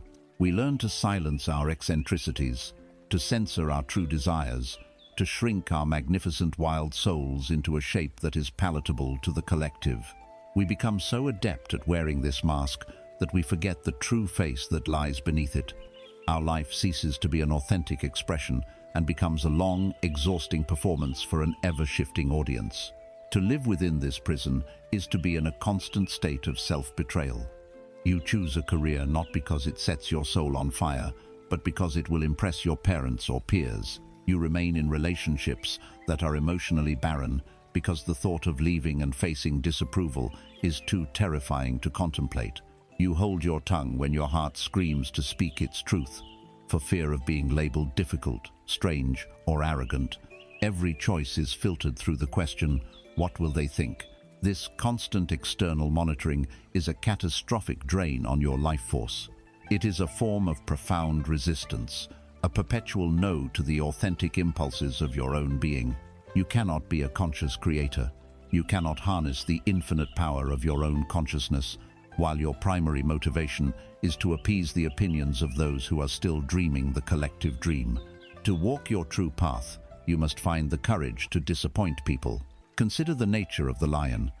A lion does not poll the sheep for their opinion before it roars. It does not ask for permission to be magnificent, to be powerful, to be itself. It does not lose sleep over the bleating of the flock. The lion's authority is inherent. Its power is self-evident. It acts from the unshakable core of its own nature. Within you, there is this lion. It is your soul, your higher self, your authentic being, and the world of collective opinion, the well-intentioned but fearful advice of your family, the judgments of your friends, the doctrines of a society built on conformity that is the flock of sheep. They operate from a consciousness of limitation, safety in numbers, and fear of the unknown. Their guidance, however loving it may seem, is designed to keep you safely within the confines of the pasture they know. When your inner lion begins to stir and let out its first tentative roars, the sheep will grow nervous. They will tell you to be quiet, to be realistic, to come back to the safety of the herd. To heed their call is to deny your own divinity. The journey of awakening is the process of remembering your lion nature and choosing its sovereignty over the comfort of the flock. Finding this courage is not an invitation to become aggressive, unkind, or needlessly rebellious. It is a quiet, internal revolution. It is the conscious decision to shift your locus of validation from the external world to your own soul. You have learned to trust your inner compass, the feeling of yes and no in your body. You have learned to trust the feeling of the wish fulfilled. Now, you must make a sacred vow to trust this inner guidance more than you trust the cacophony of voices outside of you. When your entire being expands with a yes towards a new path, and the world unanimously screams no, you must honor the yes. This will inevitably create friction. It is the friction of a ship breaking free from the ice that has held it captive all winter. People who have grown accustomed to your mask will be confused by your true face. They may call you selfish for prioritizing your inner peace over their expectations. They may call you delusional for walking in faith towards an unseen reality. You must be willing to let them be wrong about you. The practice is to feel the sting of disapproval without letting it become your truth. When criticism comes, do not build a wall against it, but do not let it enter your home. Allow yourself to feel the momentary discomfort, the flush of adrenaline, the old pull of wanting to explain or defend yourself. Acknowledge the feeling, and then let it pass through you without taking root. Recognize the other person's opinion for what it is, a reflection of their reality, their fears, their limitations, their map of the world. It has absolutely no bearing on your territory. You can love them, you can have compassion for their perspective, but you must not grant it the power to divert you from your own true north. This is a profound act of love, for it allows them the freedom to have their reality, while you claim the freedom to inhabit your own. When you no longer need the world to approve of you, you are, for the first time, truly free. The vast reserves of energy you once spent on managing your image, on anticipating judgment, on crafting the perfect response, are all liberated. This immense power is now available to you for one purpose: the joyous creation of your life. And a beautiful paradox unfolds. By having the courage to be authentically yourself, you will naturally repel those who are not a vibrational match for your true nature. But you will also become an irresistible magnet for your true tribe, for other lions, for souls who recognize and celebrate your roar because it awakens their own. Your relationships will transform from shallow performances into deep, authentic connections. The price of being liked by everyone is the forfeiture of your own soul. The reward for being true to yourself is everything. So, step out of the invisible cage. Let the bars of good opinion dissolve into the air. Take off the mask and let it fall to the ground. Let them misunderstand you. Let them talk. The bleating of the sheep cannot harm the lion. Your kingdom awaits. Your sovereignty is your birthright. Claim it now. Be who you came here to be. You have walked out of the prison of good opinion. You have reclaimed your sovereignty from the judgment of the world, and you now stand, perhaps for the first time, on your own 2 feet, ready to follow the guidance of your own soul. And in this newfound freedom, a new anxiety often arises, a new and subtle pressure. It is the frantic, restless search for your grand purpose. It is the pervasive cultural myth that you are incomplete, that your life is on hold, until you discover that one singular, magnificent calling, that special career, that world-changing mission that will finally give your existence meaning and validate your place on this earth. This search, born of the ego's need for a grand identity, is one of the final and most burdensome illusions to be released. The trap of the grand purpose is a clever invention of the egoic mind. The ego thrives on the future and despises the present. It tells you a story. This moment, right now, is not important. Your current job is just a placeholder. This quiet life is meaningless. The real meaning, the real you, is waiting in the future, once you become a renowned healer, a celebrated artist, a humanitarian, a spiritual teacher. This narrative renders your entire present life into a mere dress rehearsal, a series of inconvenient stepping stones to be endured on the way to a grand opening night that may never arrive. It is the ultimate deferral of life, for life is only ever happening in the immediacy of the now. This desperate search is also a disguised form of the old hunt for worthiness. It is the belief that I will be a valuable human being when I find my purpose. It externalizes your sense of meaning, placing it in a future role or a specific achievement. But what happens when that role ends? When you retire from the career, when the project is complete? If your meaning was invested in the doing, then its absence leaves you empty. This is not the path to lasting peace. It is a blueprint for existential crisis. Let us dismantle this myth with a simple observation of nature. Consider the sun. Does the sun have a purpose? Does it strain and worry, wondering if it is fulfilling its cosmic destiny? Does it consult a career counselor to find its true calling? Number. The sun has no purpose other than to be what it is. Its purpose is to shine. Its purpose is to radiate heat. Its purpose is to exist as a magnificent, fiery star. And yet, simply by being itself, by fulfilling its nature in every moment, the sun gives life to everything around it. It powers the growth of ancient forests. It warms the vast oceans. It illuminates the path for every living creature. Its immense function flows effortlessly and unintentionally from the purity of its being. You are no different. Your primary purpose on this earth is not to do a specific thing. Your primary purpose is to be a specific way. Your purpose is to inhabit this present moment with the full intensity of your awareness. Your purpose is to shine the light of your consciousness into whatever you are doing. The what of your life is secondary. The how, the quality of consciousness you bring to the what is everything. This is the great secret that dissolves all striving. Your purpose is not a destination to be found, but a quality to be embodied. If you are washing the dishes, your purpose in that moment is not merely to get the dishes clean. It is to wash the dishes with presence.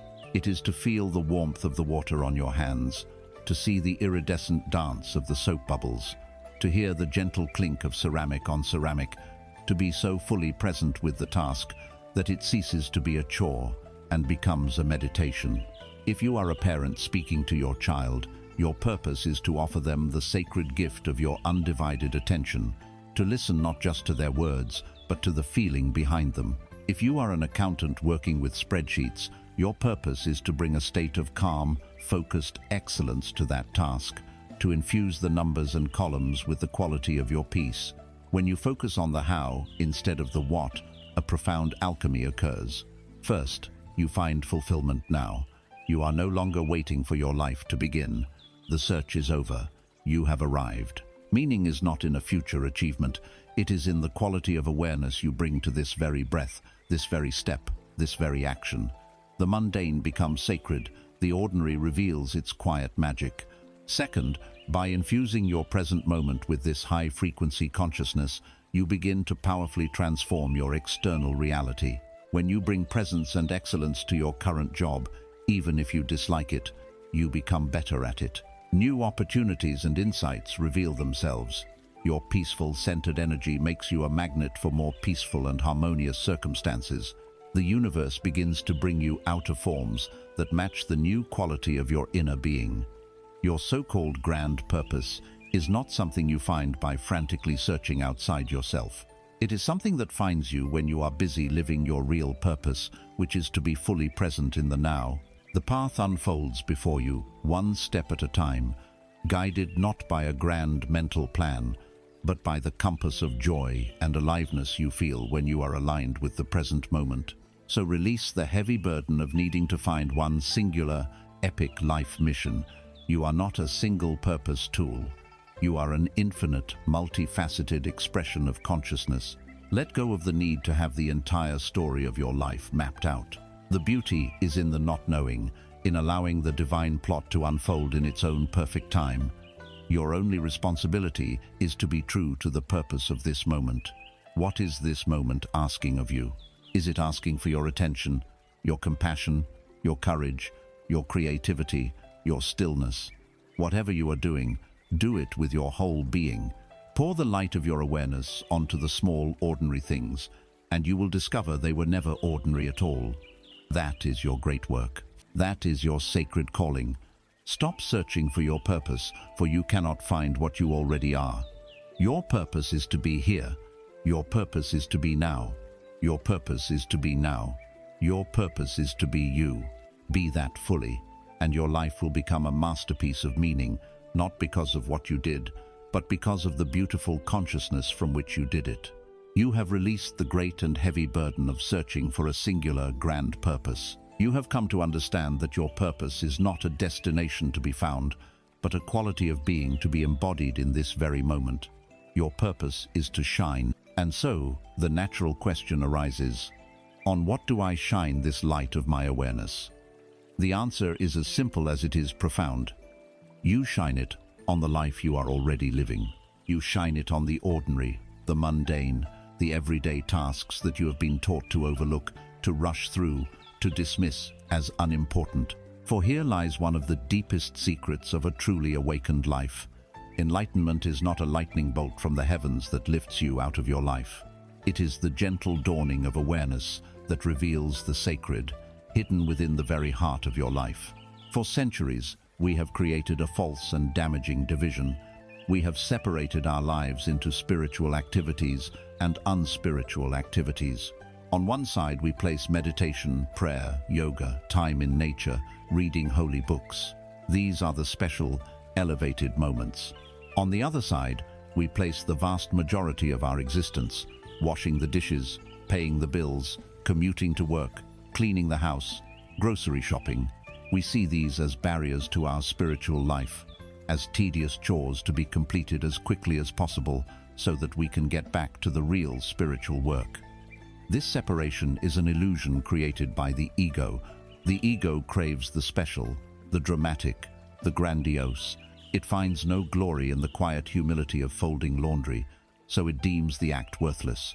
It is always seeking a peak experience, a future state of bliss, and in this constant seeking, it tramples over the subtle divinity woven into the fabric of the now. To live this way is to live a life of profound fragmentation, believing that God can only be found on a yoga mat or a meditation cushion and is absent from the kitchen sink.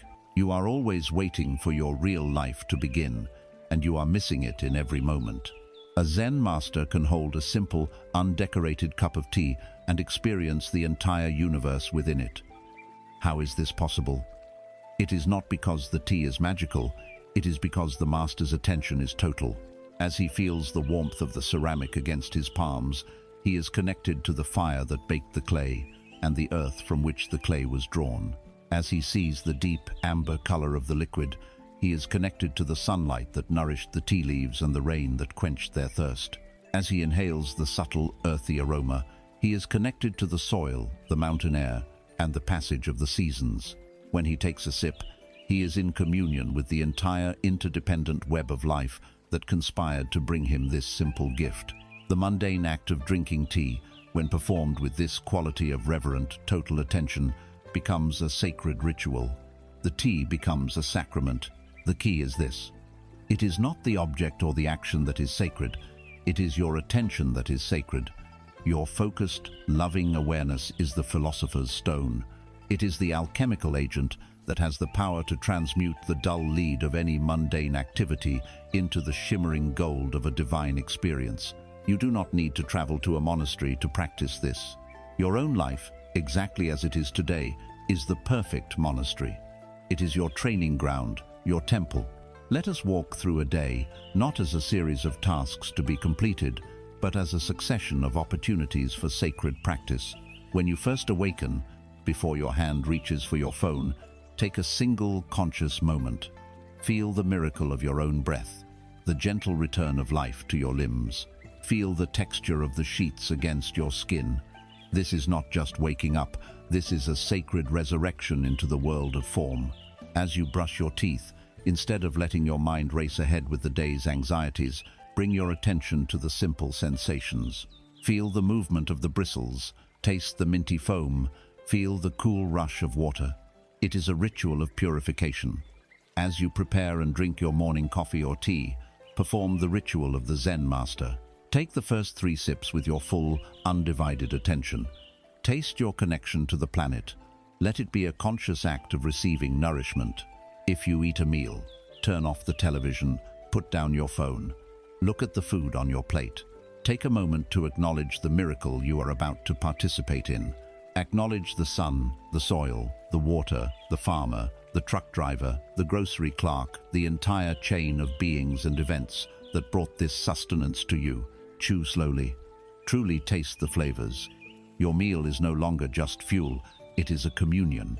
If you are washing the dishes, see it not as a chore but as a water meditation. Feel the warmth and the cleansing power of the water. Take pleasure in the simple act of bringing order and cleanliness back to your space. You are not just washing a dish, you are practicing clarity. If you are walking, feel the solid ground beneath your feet with each step. Feel the air on your face. Notice the light, the sounds, the smells of your environment. Your walk is no longer just a means of getting from one place to another. It is a pilgrimage through the kingdom of the now. When you begin to approach your life this way, the distinction between practice and life dissolves. Your formal meditation on the cushion becomes a training ground that strengthens your muscle of awareness, which you then take with you into every moment of your day. Your entire life becomes a moving prayer, a continuous meditation. The goal is not to empty your mind or to stop thinking.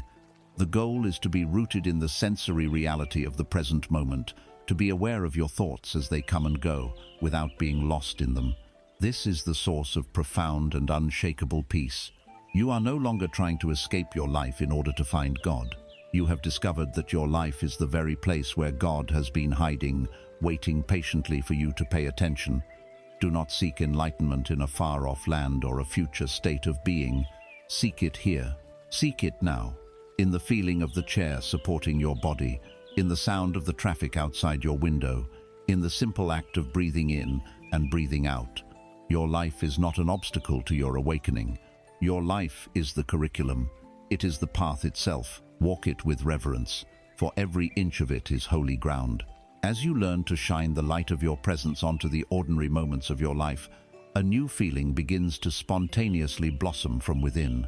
As you truly feel the warmth of the sun on your skin, as you truly taste the water that quenches your thirst, as you truly see the intricate beauty of a common leaf, a natural response arises from the soul. That response is gratitude. But let us be very clear. We are not speaking of the polite, conditioned thank you of social etiquette. We are not speaking of a moral duty, a heavy should that tells you to be grateful for what you have. We are speaking of something far more profound. We are speaking of gratitude as a state of consciousness, as a lens through which you perceive reality, as the most powerful and creative force you can wield. It is not a passive response to receiving a gift. It is the active recognition that your entire life is a gift. This state of being is the great amplifier, the cosmic multiplier, the direct line to the heart of an abundant universe. To understand the power of gratitude, you must understand the fundamental physics of consciousness. The universe, as we have explored, is a great mirror. It does not judge, it does not have preferences. It simply and perfectly reflects back to you the quality of the energy you are broadcasting. When your dominant state is one of complaint, you are focusing on what is wrong, what is broken, what is missing. Your energy is tuned to the frequency of lack. And so, the mirror of the universe must show you more things to complain about, more evidence of brokenness, more experiences of lack. When your dominant state is one of worry, you are broadcasting the frequency of fear and negative anticipation. The universe must then orchestrate events that seem to validate your fear. Gratitude is the master key that reverses this entire process. It is the highest and purest frequency a human being can embody. When you are in a genuine state of gratitude, you are focused solely on what is present, what is good, what is a blessing. You are sending a powerful, unambiguous signal to the universe. I have enough. I am supported. I am blessed. My life is full of goodness. The universe, in its perfect, impersonal wisdom, hears this powerful broadcast of sufficiency and must, by law, reflect more of the same back to you. It will begin to arrange circumstances, people, and events that give you even more reasons to be grateful. This is not a reward from a benevolent deity for being a good person. It is a matter of pure, energetic resonance. You have tuned your being to the frequency of abundance, and so you can only perceive and attract experiences that vibrate on that same frequency. Gratitude is not just a feeling, it is a cause.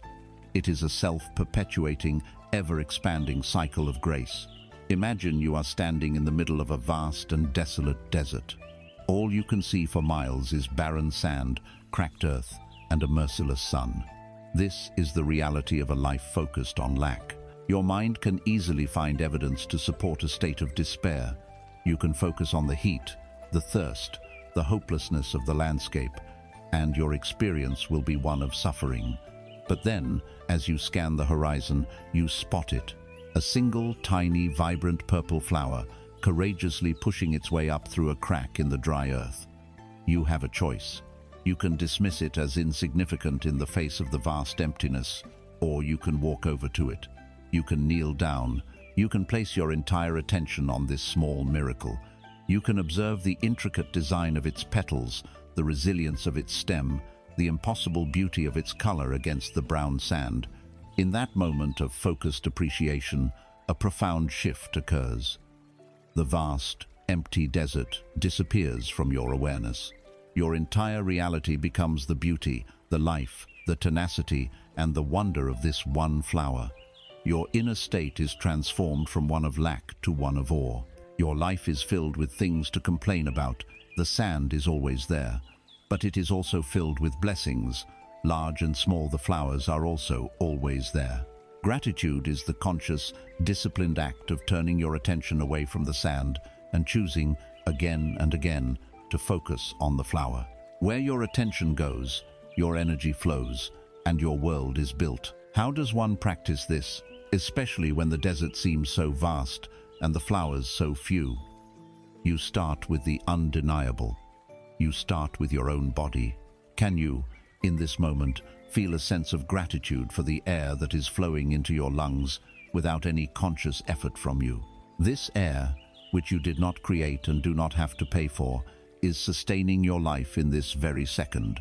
Can you feel gratitude for your heart, that tireless muscle that has been beating for you every moment of every day since before you were born? Can you be grateful for your senses, for the gift of sight that allows you to see the words on this page, or the gift of hearing that allows you to perceive sound. These are not small things. They are staggering, ongoing miracles that we have been trained to take for granted. Begin here. Anchor yourself in gratitude for the simple, profound gift of being alive. From there, you can move to a more radical practice, gratitude for your challenges. This does not mean being grateful for pain or suffering itself. It means looking for the gift hidden within the difficulty. Can you be grateful for a painful breakup because it taught you about your own strength and revealed what you truly need in a partner? Can you be grateful for a financial struggle because it forced you to become more creative, more resilient, and to appreciate the simple things? This practice is transformative because it dissolves all victimhood. An obstacle is no longer a cruel blow of fate. It is a teacher in disguise, a personal trainer for your soul. When you can genuinely give thanks for the lesson in the hardship, you have reached a profound level of spiritual mastery. Let gratitude become your prayer.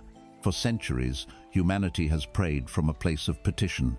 Please give me this. Please grant me that. This prayer, however sincere, originates from a consciousness of lack. It affirms that you do not yet have what you desire. The highest and most powerful form of prayer is the prayer of thanksgiving. To give thanks for something as if you have already received it is the ultimate act of faith. It is the embodiment of the feeling of the wish fulfilled. When you say, "Thank you for the perfect health that is my true nature," or "Thank you for the abundant supply that flows effortlessly into my life," you are aligning yourself with the reality you choose to experience. You are speaking from the end. You are vibrating at the frequency of the answered prayer. Let gratitude be the bookends of your day. Let it be the first feeling you cultivate upon waking and the last state you inhabit before you fall asleep. Make a conscious habit of scanning your life for blessings, however small. Let thank you be the silent mantra of your heart. For gratitude is not merely a polite gesture. It is the language of the soul, the frequency of grace, the key that unlocks the infinite storehouse of the universe. It turns what you have into more than enough. As you cultivate the high frequency of gratitude, as you find the sacred woven into the fabric of your daily life, you may begin to notice a new sense of lightness, a quiet joy that arises for no particular reason. This lightness is the feeling of freedom. It is the feeling of a great weight being lifted from your shoulders, a weight you have carried for so long you were not even aware of its presence. This weight is the structure of the false self, the conditioned identity, the voice in the head that you have mistaken for who you are. This is the ego, and the spiritual journey, in its essence, is the gentle, courageous process of shifting your identification from this false, constructed ego to the vast, silent, and ever-present reality of your true self. To understand this shift, you must first understand what the ego is. The ego is not an enemy to be vanquished.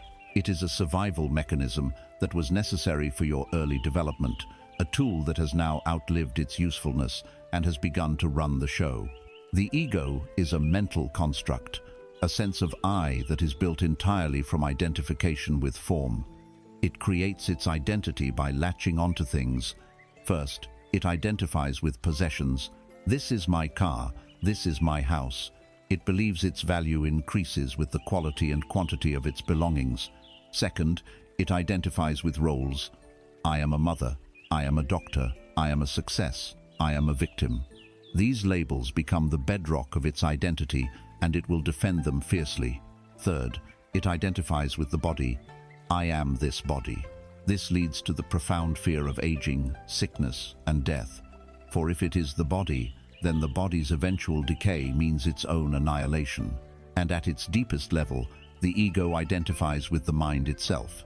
I am my thoughts, my beliefs, my opinions, my memories. This entire structure, this me, exists only in time. It is a phantom built from the ghosts of the past, its grievances, its prides, its stories, and the anxieties of the future, its desires, its fears, its plans. The ego cannot survive in the pure, unadulterated present moment. The now is like a flame that dissolves its structure. This is why it constantly pulls you into rumination about yesterday or worry about tomorrow. Furthermore, the ego needs problems to feel alive, just as a fire needs fuel. It thrives on conflict, on drama, on being right. It strengthens its sense of self by complaining, by judging, by feeling superior or inferior to others. A state of simple, peaceful acceptance is a mortal threat to the ego, for in that peace, it has no function. It begins to dissolve. Imagine that from a very young age, you were given a mask to wear. This mask was your persona, your ego. It was designed to help you navigate the world, to earn you love, approval, and safety from your family and your society. You learned which expressions on the mask were rewarded and which were punished.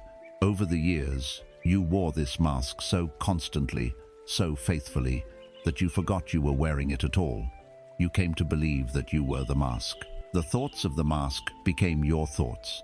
The fears of the mask became your fears. The ambitions of the mask became your ambitions. The spiritual journey is not, as many believe, the process of creating a better, more beautiful, more spiritual mask to wear the mask of the enlightened person. This is the ego's most subtle trap. The true journey is the process of realizing, with a gentle shock of recognition, that you have been wearing a mask all along. And the work is not to fight the mask, but to simply, lovingly, have the courage to take it off. So how do you disidentify from a structure that has defined your entire life? You do not do it by attacking it. What you fight, you make stronger. You do it with the gentle but powerful light of your own awareness. The practice is to become the silent witness to the ego's antics. Begin by watching the thinker. Become aware of the voice in your head, that incessant inner monologue. Notice its repetitive patterns, its judgments, its complaints, its stories. In the moment you are able to observe your thought process, you have created a space. You realize that if you are the one observing the thought, you cannot be the thought. You are the awareness in which the thought appears. This is the beginning of freedom. Next, pay close attention to the ego's favorite word, I. I want this. I need that. How could she do that to me? I'm so offended. Each time you hear this, I arise in your thoughts or your speech. Ask a quiet, internal question. Who is this me that is offended? Who is this I that wants? Do not search for a verbal answer. The question itself is the tool. It shines a light on the I and reveals it to be not a solid entity, but a fleeting mental contraction. When a powerful emotional reaction is triggered in you, a surge of anger, a pang of jealousy, ego is in its element. The practice here is to immediately bring your awareness into your body. Feel the raw energy of the emotion as a physical sensation, the heat in your chest, the tightness in your throat, without getting lost in the ego's story about it. The story is, he disrespected me, and I have a right to be angry. The reality is, an event occurred, and a wave of energy arose in the body. The story is the ego's fuel. By separating the energy from the story, you starve the ego and allow the emotion to pass through you without leaving a residue of suffering. This is a moment-to-moment practice. It is a continuous choice to step back from the drama of the mind and rest in the silent stillness of the observer. What is left when you are no longer lost in the machinations of the ego? What is the true face beneath the mask? What is discovered is not another, better personality. What is discovered is the self. The self is not a thing. It is the formless, timeless, ever-present awareness that was here before your body was born and will be here long after it is gone. It is the vast, silent sky, and the ego is just a passing cloud. The self has no need for problems, for its nature is peace. It has no need to be right, for it is beyond all concepts. It has no need to grasp or to control, for it is one with all of life. The qualities of the self are not things it possesses, they are what it is. It is peace, it is love, it is stillness, it is compassion. The ego shouts, but the self whispers. The ego lives in the turbulent ocean of time, but the self resides in the calm, deep waters of the timeless now. Your work is not to kill the ego, but to transcend it. You do this by withdrawing your belief in it, by ceasing to give your attention to its endless, self-centered drama. Place your attention instead on the silent, loving presence that you truly are. Let the mask rest. Be the faceless awareness. Be the silent witness. This is the journey home to the self you have never, not for a moment, ever left. You have stepped through the gateless gate. You have begun the process of disidentifying from the chattering, fearful ego and have touched the silent, expansive peace of your true self. You are beginning to realize that you are not the fleeting thoughts, the turbulent emotions, or the temporary roles you play. You are the formless, timeless awareness in which all of these things appear and disappear. A new question now arises from this profound realization. If I am this formless awareness, how then am I to live in this world of form? How do I engage with my job, my relationships, my goals, and my challenges without being pulled back into the ego's dream of struggle and fear? The answer lies in learning the graceful art of wearing the world as a loose garment. This is the art of non-attachment. It is the secret to moving through this world with a light heart and an unburdened spirit. Attachment is the ego's primary strategy for seeking security and happiness in the external world. It is the desperate, clinging belief that you need a certain person, a specific outcome, a particular possession, or a desired status in order to be whole, happy, or okay. This clinging is the hidden root of nearly all human suffering. When you are attached to achieving a goal, the journey becomes a source of anxiety, and even if you succeed, you then live in constant, subtle fear of losing what you have gained. When you are attached to a person, your love becomes tainted with the fear of abandonment, and you try to control them to secure your own emotional safety. When you are attached to avoiding failure or pain, your world shrinks. You avoid taking risks, you refuse to be vulnerable, and you decline life's invitations into the unknown, choosing the sterile safety of the predictable over the vibrant adventure of growth. Your inner peace becomes a hostage to the ever-changing, and therefore utterly unreliable, circumstances of the external world. Non-attachment is the declaration of your inner independence. It is the key that unlocks you from this prison of hope and fear. Imagine your life as a grand theatrical production, and you, the true formless self, are a master actor who has been cast in a leading role. The role is your current personality, your name, your history, your job, your relationships. A master actor does not walk onto the stage and give a half-hearted, detached performance. On the contrary, they inhabit the role completely. They pour their entire being into the character. They laugh with the character's joy, they weep with the character's sorrow, they fight with the character's passion. To the audience, they are Hamlet, or they are Cleopatra.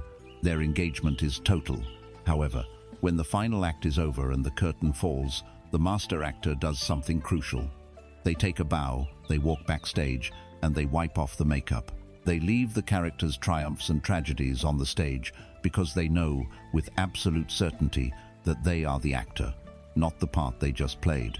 Their own inner peace is not dependent on whether the character was a king or a pauper, a hero or a villain. This is precisely how you are meant to live in the world. Engage with your role fully.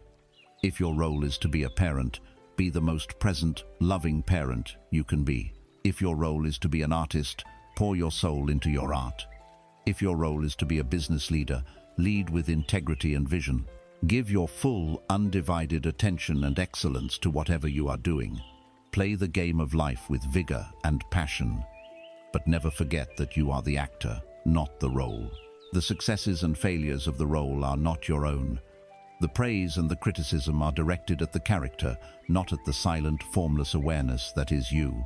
This understanding allows you to participate fully without being consumed. It is the art of being in the world, but not of the world. This is not a practice of becoming cold, distant, or emotionally numb. It is the cultivation of a profound inner freedom. It begins with separating effort from outcome. Give 100% of your energy and focus to the task at hand, to the process itself. Find the joy in the doing, in the craftsmanship, in the quality of attention you are bringing to this present moment. Once you have done your part, once you have given your absolute best, you must then completely release your attachment to the result. You hand it over to the universe with that divine indifference we have spoken of, trusting that the outcome that unfolds will be the perfect one for your journey. Furthermore, you learn to enjoy the things of this world without needing them for your happiness. You can deeply love and appreciate your partner without the desperate, clinging fear that says, I would be nothing without you. You can inhabit a beautiful home and take pleasure in it, without your identity being shattered if circumstances were to change. This is the crucial difference between appreciation and attachment. Appreciation is an open hand, allowing the butterfly of experience to land and to leave as it pleases. Attachment is a clenched fist, trying to crush and possess the butterfly, which only destroys its beauty and freedom. Non-attachment is also the radical acceptance of impermanence. The ego resists change, for every ending feels like a small death. The awakened self understands that the very nature of the world of form is a continuous dance of arising, abiding, and subsiding. You learn to enjoy the warmth of summer without anxiously dreading the coming of winter. You learn to appreciate the peak of the mountain, knowing that the journey will also include valleys. You stop fighting the fundamental rhythm of life itself. Living this way brings an incredible lightness of being, a playfulness, a sense of grace. You are no longer crushed by the weight of worldly drama because you see it for what it is, a play. You can still feel deep sadness, but you are no longer lost in the story of despair. You can still experience exhilarating joy, but you are no longer inflated by the story of pride. Your center of gravity has shifted from the turbulent waves on the surface of life to the calm, silent depths of the ocean of your own being. This is the ultimate freedom. It is the ability to dance with every season of life, to love its beauty, to learn from its challenges, and to participate in it with your whole heart, while knowing that your true home, your unshakable identity, rests in the timeless peace of your own awareness. So, go now and play your part. Build your sandcastles on the shore of life. Build them with love and joy and all the skill you possess. But build them with the wise smile of one who knows that the tide is always coming.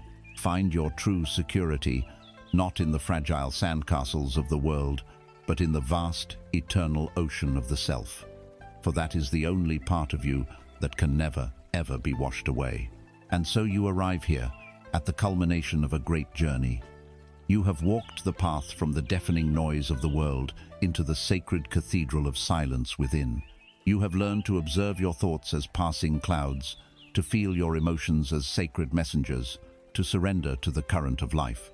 You have seen that karma is but a mirror, that your purpose is found in presence, and that your true self is the silent, formless awareness behind the mask of the ego. You have learned to wear the world as a loose garment. The journey inward has been deep and transformative, but the path of awakening is not a line that leads away from the world into permanent seclusion. It is a circle that leads you, transformed, right back to where you started.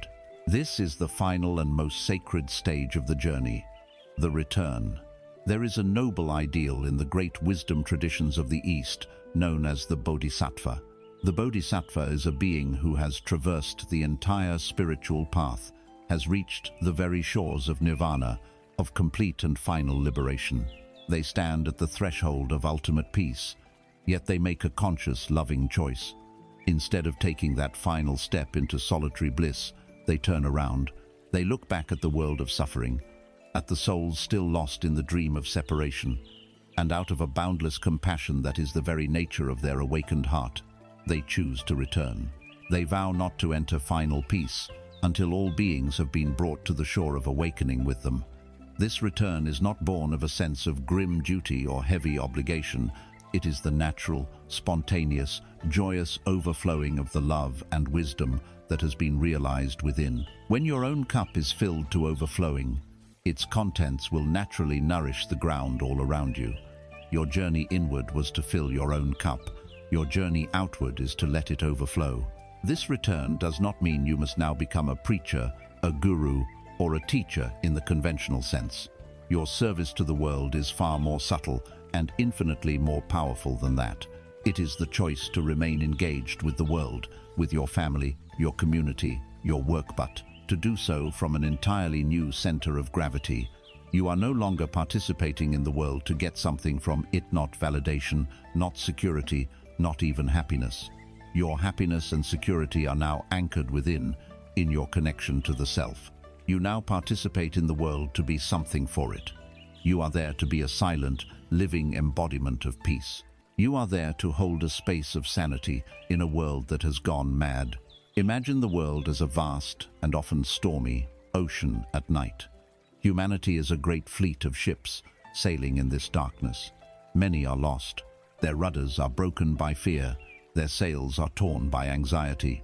They are tossed about by the waves of circumstance, drifting without a compass, convinced that the stormy darkness is the only reality. The old, egoic way of trying to help is to jump into a small lifeboat with a megaphone. You frantically row out to each individual ship, shouting instructions, telling them they are sailing the wrong way, trying to fix their sails for them. Attempting to tow their massive vessel back to a shore you can barely see yourself. This path is exhausting. Your advice is often resented, and you are in constant danger of being capsized by the very storms you are trying to quell. This is the path of the fixer, the preacher, the well-intentioned meddler. The path of the awakened self is to become the lighthouse. A lighthouse does not race around the ocean, chasing after ships. A lighthouse does not shout instructions or pass judgment on the course a ship is taking. A lighthouse does not do anything, in the conventional sense. It performs its profound service through its being. It does two things. First, it remains unshakably anchored to its rock, to the solid ground of its own foundation. Second, it shines its light. It stands firm in the midst of the storm, and it radiates its presence, consistently and without preference. Its light becomes a beacon of hope in the darkness. It is a silent point of reference. The ships at sea are still entirely responsible for steering their own course. The lighthouse does not save them, but the steady, reliable presence of its light allows the ships to save themselves. It illuminates the dangerous rocks. It gives them a bearing. It shows them the direction of the shore. It empowers them simply by being a steady, luminous, and unwavering presence. This is your new and final vocation. You are to be a lighthouse for the world. You stay anchored to the rock of your silent, formless self, and you shine. How do you shine? You shine through your non-reactivity. When you are in a tense meeting, a family argument, or a moment of collective panic, and you can remain in a state of inner peace, your calmness becomes a beacon. Your non-reaction creates a quiet space of sanity that allows others, even unconsciously, to find their own center. You shine through your presence. When you listen to another person, not with the intention of fixing them or formulating a reply, but with your full, open, and non-judgmental attention, you offer them the profound gift of being truly seen. In the light of your presence, they can often find their own answers. You shine through your state of being itself. Your inner state of peace, gratitude, and non-attachment has a vibrational frequency that quietly and powerfully affects the energy field around you. You literally elevate the consciousness of a room simply by resting in your own true nature. Your greatest gift to the world is not what you do, but who you are. The journey is complete, and so it begins anew. The path that led you inward to discover your true nature now turns outward, so that your true nature may illuminate the world. This is not a burden.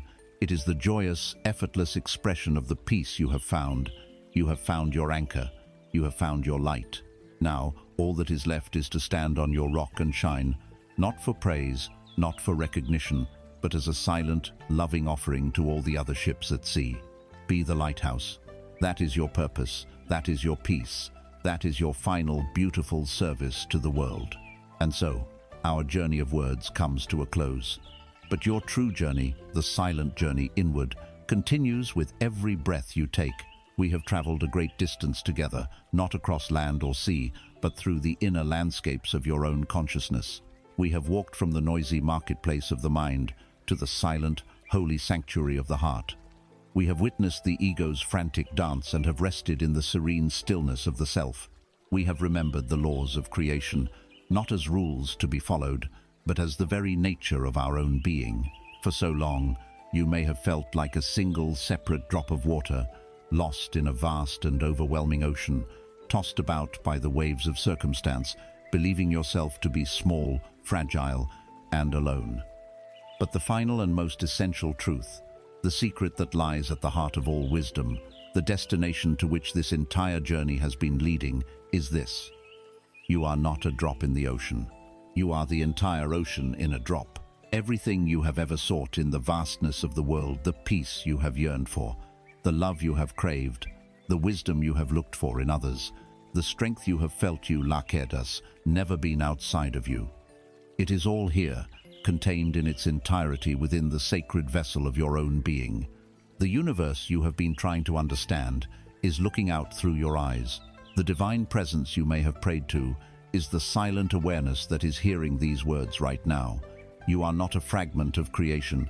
You are creation itself, experiencing itself in this unique and precious form. So be still for just a moment longer. Let these words fade and feel the truth that lies behind them. Feel the vast, deep, peaceful ocean of your own awareness. It is here, beneath the waves of thought and emotion. It is your true home. It is your eternal nature. There is nowhere you need to go to find it. There is nothing you need to do to earn it. You need only stop and be still and recognize what has been here all along. Let your breath be the gentle tide of this inner ocean. Inhale and feel its immensity. Exhale and rest in its peace. The journey is over. You have arrived. You are already home.